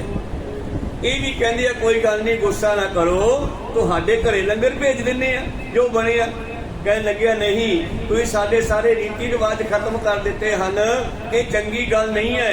ਅੱਜ ਤੁਸੀਂ ਸਾਨੂੰ ਇਸ ਬ੍ਰਹਮ ਭੋਜ ਦੇ ਵਿੱਚ ਵੀ ਸੱਦਾ ਨਹੀਂ ਦਿੱਤਾ। ਤਾਂ ਉਸ ਵੇਲੇ ਪਾਤਸ਼ਾਹ ਕਹਿੰਦੇ, ਸਿੱਖੋ ਸੁਣ ਲਓ, ਅੱਜ ਤੋਂ ਬਾਅਦ ਇਹ ਗੱਲ ਪੱਕੀ ਹੈ ਕਿ ਜਦੋਂ ਵੀ ਕਿਸੇ ਤਰ੍ਹਾਂ ਦਾ ਕੋਈ ਲੰਗਰ ਚਲਾਉਣਾ ਹੈ, ਗੁਰੂ ਪਾਤਸ਼ਾਹ ਤੇ ਅਰਦਾਸ ਕਰੋ ਤੇ ਲੰਗਰ ਸ਼ੁਰੂ ਕਰ ਦਿਓ। ਕਿਸੇ ਨੂੰ ਤਰਜੀਹ ਨਹੀਂ ਦੇਣੀ ਕਿ ਫਲਾਨਾ ਮੰਤਰੀ ਪਹਿਲਾਂ ਆਊਗਾ, ਫਲਾਨਾ ਬ੍ਰਾਹਮਣ ਪਹਿਲਾਂ ਆਊਗਾ, ਫਲਾਨਾ ਵੱਡਾ ਬੰਦਾ ਪਹਿਲਾਂ ਉਹਨੂੰ ਲੰਗਰ ਛਕਾਈਏ। ਕਿਸੇ ਨੂੰ ਤਰਜੀਹ ਨਹੀਂ ਦੇਣੀ। ਸਾਰੀ ਸੰਗਤ ਇਕੱਠੇ ਬਹਿ ਕੇ ਲੰਗਰ ਛਕ ਲਓ। ਉਹ ਸਤਿਗੁਰੂ ਅਰਦਾਸਾਂ ਕਰਕੇ, ਕੇਵਲ ਵੱਡਾ ਗੁਰੂ ਹੈ, ਪਰਮੇਸ਼ਰ ਹੈ, ਬਾਕੀ ਸਭ ਬਰਾਬਰ ਹੈ। ਮਾਨਸ ਕੀ ਜਾਤ ਸਭ ਹੈ, ਏਕੇ ਪਹਿਚਾਨ ਵੋ। ਕਰਤਾ ਕਰੀਮ ਸੋਈ ਰਾਜ ਕਰੀਮ ਹੋਈ, ਦੂਸਰੋ ਨਾ ਭੇਦ ਕੋਈ, ਭੂਲ ਪਰ ਮਾਨੋ। ਗੁਰੂ ਪਿਆਰਿਓ, ਇਸ ਤਰ੍ਹਾਂ ਕਈ ਥਾਵਾਂ ਤੇ ਕੀ ਹੁੰਦਾ ਹੈ, ਕਿਸੇ ਮੰਤਰੀ ਨੂੰ ਸੱਦਿਆ ਹੁੰਦਾ ਹੈ ਕੋਈ ਮੁਹੂਰਤ ਕਰਨ ਵਾਸਤੇ, ਕੋਈ ਹੋਰ ਗੱਲ ਕਰਨ ਵਾਸਤੇ, ਕੋਈ ਵੋਟਾਂ ਦਾ ਜਿਹੜਾ ਹੁਣ ਬਣਾਉਂਦੇ ਆ ਦਫ਼ਤਰ, ਉਸ ਦਾ ਸ਼ੁਰੂਆਤ ਕਰਨ ਵਾਸਤੇ। ਤੇ ਜਨਤਾ ਨੂੰ ਇਕੱਠੀ ਕਰਨ ਦਾ ਢੰਗ ਕੀ ਕਰਦੇ ਆ ਵੀ ਮਹਾਰਾਜ ਲੈ ਚੱਲੋ ਤੇ ਲੋਕ ਸਾਰੇ ਆ ਜਾਣਗੇ, ਕਹਿਣਗੇ ਜੀ ਆਪਣੇ ਭੋਗ ਹੈ, ਭੋਗ ਤੇ ਆਏ। ਇੱਕ ਤਾਂ ਦੇਖਿਆ ਉਹ ਮਹਾਰਾਜ ਜੀ ਨੂੰ ਲੈ ਗਏ, ਪਾਠੀ ਨੂੰ ਕਹਿੰਦੇ ਵੀ ਤੁਸੀਂ ਮਹਾਰਾਜ ਸੁਖਮਨੀ ਸਾਹਿਬ ਦਾ ਪਾਠ ਕਰੋ। ਅਸਲ ਦੇ ਵਿੱਚ ਉਸ ਮਹੱਲੇ ਦੀ ਬੀਬੀ ਵੋਟਾਂ 'ਚ ਖੜੀ ਹੋਈ ਸੀ ਤੇ ਜਿਹੜਾ ਉਹਨਾਂ ਦਾ ਵੱਡਾ ਮੰਤਰੀ ਸੀ ਉਸਨੇ ਉਦਘਾਟਨ ਕਰਨਾ ਸੀ ਵੋਟਾਂ ਵਾਲੇ ਦਫ਼ਤਰ ਦਾ। ਤੇ ਗੁਰੂ ਪਿਆਰਿਓ, ਪਾਠੀ ਸਾਹਿਬ ਸੁਖਮਨੀ ਸਾਹਿਬ ਦਾ ਪਾਠ ਕਰਕੇ ਸੰਪੂਰਨ ਹੋ ਗਿਆ, ਦੱਸਿਆ ਨਹੀਂ ਬਈ ਟਾਈਮ ਨਾਲ ਭੋਗ ਪਾਉਣਾ, ਸਾਡੇ ਮੰਤਰੀ ਆਉਣੇ ਆ, ਫਿਰ ਸਮਾਪਤੀ ਕਰਨੀ ਹੈ। ਬਸ ਉਹਨਾਂ ਨੇ ਕਹਿੰਦੇ ਸੁਖਮਨੀ ਸਾਹਿਬ ਦਾ ਪਾਠ ਕਰਨਾ। ਪਾਠ ਹੋਇਆ, ਉਹਨੇ ਆਨੰਦ ਸਾਹਿਬ ਪੜ੍ਹਿਆ, ਉਹ ਖੜਾ ਹੋ ਕੇ ਅਰਦਾਸ ਕਰਨ ਲੱਗਿਆ। ਕਹਿੰਦੇ ਠਹਿਰੋ ਠਹਿਰੋ, ਹਜੀ ਅਰਦਾਸ ਨਹੀਂ ਕਰਨੀ ਬਾਬਾ ਜੀ, ਮੰਤਰੀ ਨਹੀਂ ਆਉਣਾ। ਉਹ ਗ੍ਰੰਥੀ ਸੇ ਕਹਿਣ ਲੱਗਿਆ ਵੀ ਮੰਤਰੀ ਆਵੇ ਜਾਂ ਨਾ ਆਵੇ, ਤੁਸੀਂ ਪਹਿਲਾਂ ਦੱਸਣਾ ਸੀਗਾ, ਹੁਣ ਤਾਂ ਅਰਦਾਸ ਦਾ ਸਮਾਂ ਹੋ ਗਿਆ, ਖੜੇ ਹੋ ਜਾਓ, ਅਰਦਾਸ ਹੋਣੀ ਹੈ। ਸਾਰੇ ਖੜੇ, ਆਨੰਦ ਸਾਹਿਬ ਪੜ੍ਹਿਆ ਗਿਆ, ਫਿਰ ਅਰਦਾਸ ਹੋਣੀ ਹੈ, ਰੁਕ ਨਹੀਂ ਸਕਦੀ। ਤਾਂ ਅਰਦਾਸ ਹੋ ਗਈ। ਅਰਦਾਸ ਹੋਣ ਤੋਂ ਬਾਅਦ ਜੋ ਤਾਬਿਆ ਬੈਠਣ ਲੱਗਿਆ, ਫਿਰ ਉਹ ਕਹਿੰਦੇ ਬਾਬਾ ਜੀ ਮੰਤਰੀ ਸਾਹਿਬ ਨੇ ਆਉਣਾ, ਥੋੜਾ ਜਿਹਾ ਟਾਈਮ ਹੋਰ ਲਾ ਦਿਓ। ਉਹ ਗ੍ਰੰਥੀ ਸੀ ਕਥਾ ਜਾਣਦਾ ਸੀ, ਉਹਨੇ ਕਥਾ ਸ਼ੁਰੂ ਕਰਤੀ। ਫਿਰ ਸ਼ਬਦ ਦੀ ਕਥਾ, ਸ਼ਬਦ ਵੀ ਹੁਕਮਨਾਮਾ ਆ ਗਿਆ, ਜਿਨ ਹਰ ਹਿਰਦੈ ਨਾਮ ਨਾ ਵਸਿਓ ਤਿਨ ਮਾਤ ਕੀਜੈ ਹਰ ਬਾਂਝਾ। ਇਹ ਸ਼ਬਦ ਦੀ ਕਥਾ ਸ਼ੁਰੂ ਕਰਤੀ। ਹਜੇ ਅੱਧੇ ਕੁ ਸ਼ਬਦ ਦੀ ਕਥਾ ਹੋਈ ਆ, ਮੰਤਰੀ ਸਾਹਿਬ ਆ ਗਏ, ਕਿਉਂਕਿ ਪਤਾ ਨਹੀਂ ਕਿੰਨੇ ਦਫ਼ਤਰਾਂ ਤੋਂ ਘੱਟ ਕਰਕੇ ਆਏ ਸੀ, ਉਹ ਲੇਟ ਹੋ ਗਿਆ। ਜਦੋਂ ਅੱਧੇ ਕੁ ਸ਼ਬਦ ਦੀ ਕਥਾ ਹੋਈ, ਉਹ ਮੰਤਰੀ ਆ ਗਿਆ, ਬਾਬਾ ਜੀ ਬੰਦ ਕਰ ਦਿਓ, ਮੰਤਰੀ ਆ ਗਿਆ। ਫਿਰ ਉਹ ਗ੍ਰੰਥੀ ਗਰਮ ਹੋ ਗਿਆ, ਕਹਿੰਦਾ ਯਾਰ ਮੰਤਰੀ ਹੈ ਕਿ ਕੀ ਆ, ਰੱਬ ਹੈ ਇਹ? ਜੇ ਮੰਤਰੀ ਨਹੀਂ ਆਇਆ ਤਾਂ ਅਰਦਾਸ ਰੋਕ ਦਿਓ, ਜੇ ਮੰਤਰੀ ਆ ਗਿਆ ਤੇ ਕਥਾ ਬੰਦ ਕਰ ਦਿਓ। ਇਹ ਕੀ ਗੱਲ ਬਣੀ? ਏਦਾਂ ਥੋੜਾ ਸਿਸਟਮ ਚੱਲਦਾ ਹੁੰਦਾ ਹੈ। ਚੰਗੀਆਂ ਉਸ ਕਥਾਵਾਚਕ ਨੇ, ਉਸ ਗ੍ਰੰਥੀ ਨੇ ਝਿੜਕਾਂ ਪਾਈਆਂ ਉਹਨਾਂ ਨੂੰ। ਫਿਰ ਬਹਿ ਜਾਓ ਸਾਰੇ, ਮੰਤਰੀ ਨੂੰ ਕਹਿ ਦੂ ਕੋ ਵੀ ਬਹਿ ਜਾ, ਪਹਿਲਾਂ ਕਥਾ ਪੂਰੀ ਹੋਊਗੀ ਸ਼ਬਦ ਦੀ, ਫਿਰ ਅਗਲੀ ਗੱਲ ਕਰਾਂਗੇ। ਕੋ ਸਤਨਾਮ। ਫਿਰ ਉਹ ਕਥਾ ਪੂਰੀ ਕੀਤੀ ਉਹਨੇ ਸ਼ਬਦ ਦੀ ਕਥਾ ਕਰਨ ਤੋਂ ਬਾਅਦ ਮੰਤਰੀ ਉੱਠਿਆ। ਜਿੰਨਾ ਚਿਰ ਉਹ ਗ੍ਰੰਥੀ ਸੁਖਮਨੀ ਸਾਹਿਬ ਦਾ ਪਾਠ ਕਰਦਾ ਰਿਹਾ, ਉਹਨਾਂ ਚਿਰ ਜਿਹੜੇ ਉਹ ਮੰਤਰੀ ਉਡੀਕਦੇ ਸੀ, ਉਹ ਪਿੱਛੇ ਬੈਠ ਕੇ ਅਖਬਾਰ ਪੜ੍ਹਦੇ ਰਹੇ, ਗੱਲਾਂ ਕਰਦੇ ਰਹੇ, ਆਪਦੀਆਂ ਹੋਰ ਬਾਤਾਂ ਕਰਦੇ ਰਹੇ।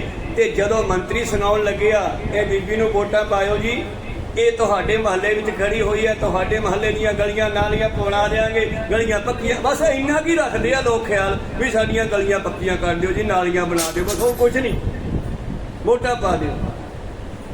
ਜਿੰਨਾ ਚਿਰ ਉਹ ਮੰਤਰੀ 10 15 20 ਮਿੰਟ ਬੋਲਦਾ ਰਿਹਾ, ਐ ਜਮਾਂ ਜਿਹੜੀ ਆਵਾਜ਼ ਚਿੜੀ ਦੀ ਵੀ ਆਉਣੋਂ ਬੰਦ ਹੋ ਗਈ, ਸਾਰੇ ਚੁੱਪ ਕਰਕੇ ਸੁਣਨ ਲੱਗੇ।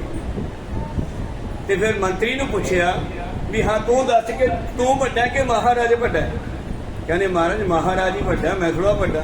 ਤੇ ਫਿਰ ਇਹਨਾਂ ਨੂੰ ਸਮਝਾਣਾ ਤੇਰੇ ਬੰਦਿਆਂ ਨੂੰ, ਜੇ ਤੂੰ ਨਹੀਂ ਆਇਆ ਤਾਂ ਅਰਦਾਸ ਨਹੀਂ ਕਰਨੀ, ਤੇ ਜੇ ਤੂੰ ਆ ਗਿਆ ਤਾਂ ਕਥਾ ਬੰਦ ਕਰ ਦੇ। ਕੀ ਮਤਲਬ ਹੋਇਆ? ਮਤਲਬ ਕਿ ਸੰਸਾਰ ਜਿਹੜਾ ਹੈ ਕਰਮ ਕਾਂਡਾਂ ਵਿੱਚ ਹੀ ਫਸਿਆ ਹੋਇਆ, ਸੱਚ ਨੂੰ ਘੱਟ ਹੀ ਸਮਝਦਾ। ਕਹੋ ਸਤਨਾਮ। ਇਸ ਕਰਕੇ ਗੁਰੂ ਪਿਆਰਿਓ, ਪਾਤਸ਼ਾਹ ਜੀ ਕਹਿੰਦੇ ਹਨ ਕਿ ਦਹਿਸਰ ਜਿਹੜਾ ਆਪਣੇ ਆਪ ਨੂੰ ਪੰਡਤ ਵੀ ਸੀਗਾ, ਇਹ ਬ੍ਰਾਹਮਣ ਸੀ ਰਾਵਣ, ਇਹਦੇ ਵਿੱਚ ਚਾਰੇ ਗੁਣ ਸੀ ਜਿਹੜੇ ਪਾਤਸ਼ਾਹ ਨੇ ਦੱਸਿਆ ਕਿ ਕਿਸੇ ਕਿਸੇ ਕੋਲੇ ਹੁੰਦੇ ਆ। ਅਤ ਸੁੰਦਰ ਕੁਲੀਨ ਚਤਰ ਮੋਹ ਗਿਆਨੀ ਧਨਵੰਤ। ਸੁੰਦਰ ਵੀ ਸੋਹਣਾ ਸੀ, ਬ੍ਰਾਹਮਣ ਪੁੱਤਰ ਸੀ, ਇਸ ਕਰਕੇ ਉੱਚੀ ਕੁੱਲ ਹੈ ਬ੍ਰਾਹਮਣ ਦੀ। ਔਰ ਗੁਰੂ ਪਿਆਰਿਓ ਧਨੀ ਵੀ ਸੀਗਾ, ਇਹਦੀ ਲੰਕਾ ਸੋਨੇ ਦੀ ਸੀ। ਮਿੱਤਰ ਕਹੀਏ ਨਾਨਕਾ ਜੇ ਪ੍ਰੀਤ ਨਹੀਂ ਭਗਵੰਤ, ਪਰ ਮੌਕੇ ਦੇ ਰਾਮਚੰਦਰ ਦੇ ਨਾਲ ਇਹਨੇ ਪਿਆਰ ਨਹੀਂ ਪਾਇਆ, ਜਾਂ ਰੱਬ ਦੇ ਨਾਲ ਇਹਦਾ ਪਿਆਰ ਨਹੀਂ ਸੀਗਾ। ਹੰਕਾਰ ਹੋ ਗਿਆ ਕਿ ਸਾਰੇ ਲੋਕ ਮੇਰੇ ਵੱਸ 'ਚ। ਇਹਨੇ ਕਾਲ ਵੀ ਵੱਸ ਵਿੱਚ ਕਰ ਲਿਆ। ਉਹ ਤੀਰ ਲੈ ਕੇ ਆਪਣੇ ਕਿਸੇ ਮੰਤਰੀ ਨੂੰ ਫੜਾ ਦਿੱਤਾ, ਰਾਖਸ਼ ਨੂੰ ਫੜਾਤਾ ਵੀ ਇਹ ਤੀਰ ਲੁਕੋ ਕੇ ਰੱਖੀਏ, ਦੇਣਾ ਨਹੀਂ ਕਿਸੇ ਨੂੰ। ਉਹਨੇ ਲੁਕੋ ਕੇ ਰੱਖਿਆ ਤਾਂ ਪਤਾ ਲੱਗਿਆ ਗੁਰੂ ਪਿਆਰੋ, ਇਹਦਾ ਭੇਤ ਵੀ ਰਾਵਣ ਦੇ ਭਰਾ ਨੇ ਦਿੱਤਾ ਹੈ, ਭਵਿਸ਼ਣ ਨੇ, ਬਈ ਇੱਕ ਤੀਰ ਹੈ, ਉਹ ਤੀਰ ਦੇ ਨਾਲੇ ਮਰੂਗਾ, ਤੇ ਉਹ ਤੀਰ ਕਿੱਥੇ ਆ ਇਹ ਵੀ ਦੱਸ ਦਿੱਤਾ ਉਸਨੇ। ਤੇ ਕਹਿੰਦੇ ਹਨੂਮਾਨ ਉਸ ਰਾਖਸ਼ ਦੇ ਕੋਲੋਂ ਤੀਰ ਵੀ ਖੋਲਿਆ ਆ, ਤੇ ਪਹਿਲਾਂ ਉਹਦੇ ਸਿਰ ਕੱਟਦੇ ਸੀ, ਉਹ ਮਰਦਾ ਨਹੀਂ ਸੀਗਾ। ਭਵਿਸ਼ਣ ਨੇ ਦੱਸਿਆ ਕਿ ਇਹਦੀ ਨਾਭੀ ਵਿੱਚ ਤੀਰ ਮਾਰੋ, ਇਹਦੀ ਮੌਤ ਇੱਥੋਂ ਹੋਣੀ ਆ। ਕੋਈ ਸਤਿਗੁਰੂ ਫਿਰ ਉਹਦੀ ਨਾਭੀ ਵਿੱਚ ਤੀਰ ਮਰਿਆ ਤੇ ਰਾਵਣ ਦੀ ਮੌਤ ਹੋਈ। ਇਹ ਰਾਵਣ ਵੀ ਪਛਤਾਇਆ, ਇਹਨੇ ਕੀ ਗਲਤੀ ਕੀਤੀ, ਕਿਸੇ ਦੀ ਇਸਤਰੀ ਚੱਕ ਕੇ ਲਿਆਇਆ। ਕੋਈ ਸਤਿਗੁਰੂ ਇਹ ਨਹੀਂ ਪਹਿਲਾਂ ਛਾਣਬੀਣ ਨਹੀਂ ਕੀਤੀ ਵੀ ਭੈਣ ਸਰੂਪਨਖਾ ਦੀ ਵੀ ਗਲਤੀ ਹੋ ਸਕਦੀ ਹੈ। ਜੇ ਨਹੀਂ ਕੋਈ ਵਿਆਹ ਕਰਾਉਣਾ ਚਾਹੁੰਦਾ, ਕੋਈ ਧੱਕਾ ਥੋੜਾ ਉਹਦੇ ਨਾਲ। ਕੋਈ ਸਤਿਗੁਰੂ ਤਾਂ ਪਰ ਉਹਨੇ ਉਹ ਨਹੀਂ ਚੀਜ਼ ਵੇਖੀ, ਉਹਨੇ ਉਸ ਭੈਣ ਦੀ ਗੱਲ ਸੁਣ ਕੇ ਗੁੱਸੇ ਵਿੱਚ ਆ ਕੇ ਉਹਨਾਂ ਦੀ ਇਸਤਰੀ ਚੱਕ ਲਿਆਂਦੀ। ਤਾਂ ਦਹਿ ਰੋਵੇ ਲੰਕ ਗਵਾਏ, ਐਸੀ ਦਰਗਾਹ ਮਿਲੇ ਸਜਾਏ। ਕੰਚਨ ਦੇਸ਼ ਬਹੁ ਗ੍ਰਹਿ ਨਾਰੀ, ਤਿੰਨ ਚੁਰਾਈ ਲੈ ਜਨਕ ਕੁਮਾਰੀ। ਜਿਸ ਦਾ ਸੋਨੇ ਦਾ ਦੇਸ਼ ਸੀ, ਸੋਨੇ ਦੀ ਲੰਕਾ ਸੀ, ਜਿਸ ਦੇ ਘਰ ਵਿੱਚ ਇਸਤਰੀਆਂ ਵੀ ਬਹੁਤ ਹੋਣਗੀਆਂ। ਰਾਜੇ ਕਈ ਕਈ ਵਿਆਹ ਕਰਾ ਲੈਂਦੇ ਆ, ਬਹੁਤ ਸਾਰੀਆਂ ਇਸਤਰੀਆਂ ਨਾਰੀਆਂ ਵੀ ਸਨ। ਪਰ ਇਸ ਨੇ ਦੇਖੋ ਹੰਕਾਰ ਵਿੱਚ ਆ ਕੇ ਜਨਕ ਦੀ ਪੁੱਤਰੀ ਸੀਤਾ ਨੂੰ ਚੁਰਾ ਕੇ ਲਿਆਂਦਾ। ਰਾਮਚੰਦ ਤਬ ਤਹਿ ਕੋ ਮਾਰਾ, ਗਿਰਿਓ ਰੋਏ ਕੇ ਜੁਦ ਮਜਾਰਾ। ਉਹ ਜਦ ਰਾਮਚੰਦਰ ਨੇ ਆਪਣੇ ਰਾਵਣ ਨੂੰ ਮਾਰਿਆ, ਤੀਰ ਮਾਰ ਕੇ ਫਿਰ ਡਿੱਗਿਆ ਔਰ ਡਿੱਗਿਆ ਤੇ ਫਿਰ ਰੋਣ ਲੱਗਿਆ। ਇਹਦਾ ਖਿਆਲ ਸੀ ਕਿ ਮੈਂ ਮਰਦਾ ਨਹੀਂ, ਕਿਉਂਕਿ ਮੇਰੇ ਤਾਂ ਵਸ ਵਿੱਚ ਮੌਤ ਵੀ ਆ ਗਈ ਆ। ਜਿਹੜਾ ਤੀਰ ਨੇ ਮੈਨੂੰ ਮਾਰਨਾ ਉਹ ਤੀਰ ਵੀ ਮੈਂ ਲੁਕੋ ਦਿੱਤਾ ਹੈ। ਪਰ ਜਦੋਂ ਇਹ ਮਰ ਗਿਆ, ਡਿੱਗ ਪਿਆ, ਮਰਦਾ ਹੋਇਆ, ਫਿਰ ਰੋਂਦਾ ਹੈ। ਤੇ ਗੁਰੂ ਪਿਆਰਿਓ ਕਹਿੰਦੇ ਰਾਮਚੰਦਰ ਆਪਣੇ ਭਾਈ ਲక్ష్మణ ਨੂੰ ਕਹਿੰਦਾ, ਭਾਈ ਸਾਹਿਬ ਜਾਓ ਇਹਦੇ ਕੋਲੇ, ਇਹ ਬੰਦਾ ਪੜ੍ਹਿਆ ਲਿਖਿਆ ਸੀਗਾ, ਕੋਈ ਗਿਆਨ ਦੀ ਗੱਲ ਹੀ ਪੁੱਛਿਆ ਉਹਦੇ ਕੋਲੋਂ, ਵੇ ਕੋਈ ਕੰਮ ਦੀ ਗੱਲ ਦੱਸ ਦਿਓ ਜੀ। ਤਾਂ ਇਹ ਰਾਵਣ ਦੇ ਕੋਲ ਗਿਆ।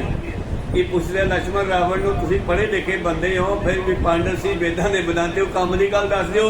ਕਹਿੰਦਾ ਇੱਕੋ ਹੀ ਕੰਮ ਦੀ ਗੱਲ ਹੈ ਕਿ ਅੱਜ ਦਾ ਕੰਮ ਕੱਲ ਤੇ ਨਾ ਛੱਡਿਓ। ਮੈਂ ਕਾਲ ਨੂੰ ਪਾਵੇ ਨਾਲ ਬੰਨ ਲਿਆ ਸੀਗਾ, ਜੇ ਮੈਂ ਉਹਦੀ ਧੌਣ ਲੋੜ ਦਾ ਤੀਰ ਹੀ ਤੋੜ ਦਿੰਦਾ, ਤੀਰ ਹੀ ਖਤਮ ਕਰਦਾ, ਤੇ ਫਿਰ ਕਿੱਥੋਂ ਇਹ ਮੈਨੂੰ ਮਾਰਦਾ। ਕਹੋ ਸਤਿਗੁਰੂ ਇਸ ਕਰਕੇ ਕਾਲ ਨੂੰ ਮੈਂ ਬੰਨ ਲਿਆ ਸੀ ਪਾਵੇ ਨਾਲ, ਮੌਤ ਮੈਂ ਕਾਬੂ 'ਚ ਕਰ ਲਈ ਸੀ, ਮੌਤ ਵੀ ਕਾਬੂ 'ਚ ਕਰ ਲਈ। ਪਰ ਮੈਂ ਸੋਚਦਾ ਚਲ ਕੋਈ ਨਹੀਂ, ਅੱਜ ਕੱਲ ਕਰਦੇ ਆ ਕਾਲ ਵਿਆਪੈ, ਬਾਣੀ ਦਾ ਬਚਨ ਹੈ, ਅੱਜ ਕੱਲ ਕਰਦੇ ਆ ਕਾਲ ਵਿਆਪੈ, ਅੱਜ ਕੱਲ ਕਰਦੇ ਆ, ਅਖੀਰ ਮੌਤ ਦਾ ਪੰਜਾ ਵੱਜ ਜਾਂਦਾ ਹੈ। ਇਉਂ ਮੇਰੇ ਪ੍ਰੀਤਮ ਜੀ ਕਹਿੰਦੇ ਰਾਵਣ ਚੰਦ ਨੂੰ ਵੀ ਰੋਣਾ ਪਿਆ, ਕਿਉਂਕਿ ਉਸ ਨੇ ਕਿਸੇ ਦੀ ਇਸਤਰੀ ਚੱਕ ਕੇ ਲਿਆਂਦੀ। ਦਹਿ ਰੋਵੇ ਲੰਕ ਗਵਾਏ, ਐਸੀ ਦਰਗਾਹ ਮਿਲੇ ਸਜਾਏ। ਕੰਚਨਪੁਰ ਕੋ ਪਤਿਅਸ ਰਾਵਣ, ਰੰਚਕ ਮਿਲਿਓ ਨਾਮ ਮੁਖ ਹਿਤ ਪਾਵਨ। ਜਿਹੜਾ ਗੁਰੂ ਪਿਆਰਿਓ ਸੋਨੇ ਦੀ ਲੰਕਾ ਦਾ ਮਾਲਕ ਸੀ, ਜਿਸ ਦੇ ਕੋਲੇ ਬਹੁਤ ਸਾਰੇ ਨੌਕਰ ਚਾਕਰ ਹੋਣਗੇ ਯਾਰੋ, ਆਪ ਉਹਦੇ ਕੱਪੜੇ ਧੋਦੀ ਸੀ, ਬਸੰਤਰ ਤਾਂ ਜਾ ਕੇ ਕੱਪੜੇ ਧੋਈ। ਐਸਾ ਉਹ ਰਾਵਣ, ਪਰ ਮਰਨ ਵੇਲੇ ਉਹਦੇ ਮੂੰਹ ਵਿੱਚ ਕੋਈ ਪਾਣੀ ਪਾਉਣ ਵਾਲਾ ਨਹੀਂ ਬਚਿਆ। ਕਹੋ ਸਤਿਨਾਮ। 100 ਪੁੱਤਰ ਸੀ ਉਸਦਾ, ਉਹ ਮਰ ਗਿਆ। ਔਰ ਗੁਰੂ ਪਿਆਰਿਓ ਮਰਨ ਵੇਲੇ ਕੋਈ ਉਹਦੇ ਮੂੰਹ ਵਿੱਚ ਪਾਣੀ ਪਾਉਣ ਵਾਲਾ ਹੈ ਨਹੀਂ ਸੀਗਾ। ਰੰਚਕ ਮਿਲਿਓ ਨਾ ਮੁਖ ਹਿਤ ਪਾਵਨ, ਮੂੰਹ ਵਿੱਚ ਪਾਣੀ। ਆਪਾਂ ਕਹਿੰਦੇ ਮਰਦੇ ਮਰਦੇ ਮੂੰਹ 'ਚ ਪਾਣੀ ਪਾ ਦਿਓ ਭਾਈ, ਨਹੀਂ ਤਾਂ ਅਧੋ ਗਤੀ ਨੂੰ ਜਾਊਗਾ, ਪਿਆਸਾ ਮਰੂਗਾ। ਤਾਂ ਕਹਿੰਦੇ ਉਹ 'ਚ ਮੂੰਹ 'ਚ ਪਾਣੀ ਪਾਉਣ ਵਾਲਾ ਕੋਈ ਨਹੀਂ ਟੱਕਰਿਆ। ਬੜੀ ਸਮਰਥ ਸਕਲ ਪ੍ਰਕਾਰਾ, ਉਪਦੇਸ਼ ਜਗ ਬੀਜ ਵਪਾਰਾ। ਤਾਂ ਗੁਰੂ ਪਿਆਰਿਓ ਬਲ ਰਾਜਾ ਮਾਇਆ ਅਹੰਕਾਰੀ, ਜਗਨ ਕਰੇ ਉਹ ਭਾਰ ਭਾਰੀ। ਇਹ ਜਿਹੜਾ ਬਲ ਰਾਜਾ ਹੋਇਆ ਇਹ ਬੜਾ ਤਕੜਾ ਸੀਗਾ। ਬਲ ਰਾਜਾ ਮਾਇਆ ਅਹੰਕਾਰੀ, ਜਗਨ ਕਰੇ ਉਹ ਭਾਰ ਅਫਾਰੀ। ਇਹ ਗੁਰੂ ਪਿਆਰਿਓ ਜਗਨ ਹੁੰਦਾ, ਜਗ ਕਰਦਾ, ਬਹੁਤ ਪੁੰਨ ਦਾਨ ਕਰਦਾ ਹੈ। ਔਰ ਪਰ ਗੁਰੂ ਦੀ ਗੱਲ ਨਹੀਂ ਇਹਨੇ ਮੰਨੀ, ਇਹਨੂੰ ਵੀ ਰੋਣਾ ਪਿਆ। ਕਹੋ ਸਤਿਨਾਮ। ਕੀ ਹੋਇਆ? ਬਾਣੀ ਵਿੱਚ ਟੁਕ ਮਾਤਰ ਦਿੱਤਾ ਹੈ, ਗੁਰਬਾਣੀ ਵਿੱਚ ਲਿਖਿਆ ਹੈ। ਇਤਿਹਾਸ ਪੜ੍ਹਨਾ ਤੇ ਦਸਮ ਗ੍ਰੰਥ ਨੂੰ ਖੋਲ ਲਓ। ਕਹੋ ਸਤਿਨਾਮ। ਜੋ ਗੁਰਬਾਣੀ ਵਿੱਚ ਸ਼ਬਦ ਲਿਖੇ ਹੈ, ਇਹਨਾਂ ਦਾ ਜਿਹੜਾ ਵਿਸਥਾਰ ਕੀਤਾ ਦਸਵੇਂ ਪਾਤਸ਼ਾਹ ਜੀ ਨੇ, ਜਿਹੜੇ ਹਿੰਦੂ ਮਤ ਦੇ ਗੁਰੂ ਪਿਆਰੋ ਵੇਦ ਗ੍ਰੰਥ ਸੀ, ਉਹਨਾਂ ਦੇ ਵਿੱਚ ਇਹ ਸਾਰੀਆਂ ਕਹਾਣੀਆਂ ਲਿਖੀਆਂ ਹੋਈਆਂ। ਪਾਤਸ਼ਾਹ ਜੀ ਨੇ ਉਹ ਸਾਰੀਆਂ ਗੁਰਮੁਖੀ ਵਿੱਚ ਕਰਕੇ ਦਸਮ ਗ੍ਰੰਥ ਵਿੱਚ ਰੱਖ ਦਿੱਤੀਆਂ, ਤਾਂ ਕਿ ਮੇਰੇ ਬੱਚੇ ਨੂੰ ਗੁਆਂਢੀ ਦੇ ਬੱਚਿਆਂ ਤੋਂ ਕਿਤਾਬ ਨਾ ਮੰਗਣੀ ਪਵੇ ਵੀ ਤੁਹਾਡੀ ਕਿਤਾਬ ਨਹੀਂ ਮੈਂ ਦੇਖਣਾ ਜਾਂ ਤੁਹਾਡਾ ਇਤਿਹਾਸ ਨਹੀਂ। ਦਸਮ ਗ੍ਰੰਥ ਇਸੇ ਕਰਕੇ ਪੜ੍ਹਨ ਦੀ ਲੋੜ ਹੈ, ਕਿਉਂਕਿ ਗੁਰਬਾਣੀ ਵਿੱਚ ਟੂਕ ਮਾਤਰ ਲਿਖਿਆ, ਜਿਵੇਂ ਆਪੋ ਚੀਜ਼ਾਂ ਲਿਖੀਆਂ। ਬਲ ਰਾਜਾ ਮਾਇਆ ਅਹੰਕਾਰੀ, ਜਗਨ ਕਰੇ ਬਹੁ ਭਾਰ ਭਾਰੀ। ਬਿਨ ਗੁਰ ਪੁੱਛੇ ਜਾਏ ਪਿਆਰੀ, ਇਹ ਵੀ ਪਤਾਲਾ ਨੂੰ ਗਿਆ, ਗੁਰੂ ਦੀ ਗੱਲ ਨਹੀਂ ਮੰਨੀ।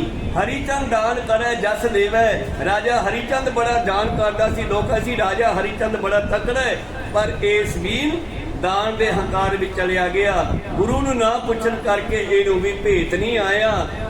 ਬਿਨ ਗੁਰ ਅੰਤ ਨ ਪਾਏ ਅਭੇਵੈ, ਆਪ ਭੁਲਾਏ ਆਪੇ ਮਤ ਦੇਵੈ। ਕਹਿੰਦੇ ਇਹ ਵੀ ਰੱਬ ਨੇ ਆਪਦੇ ਹੱਥ 'ਚ ਰੱਖਿਆ।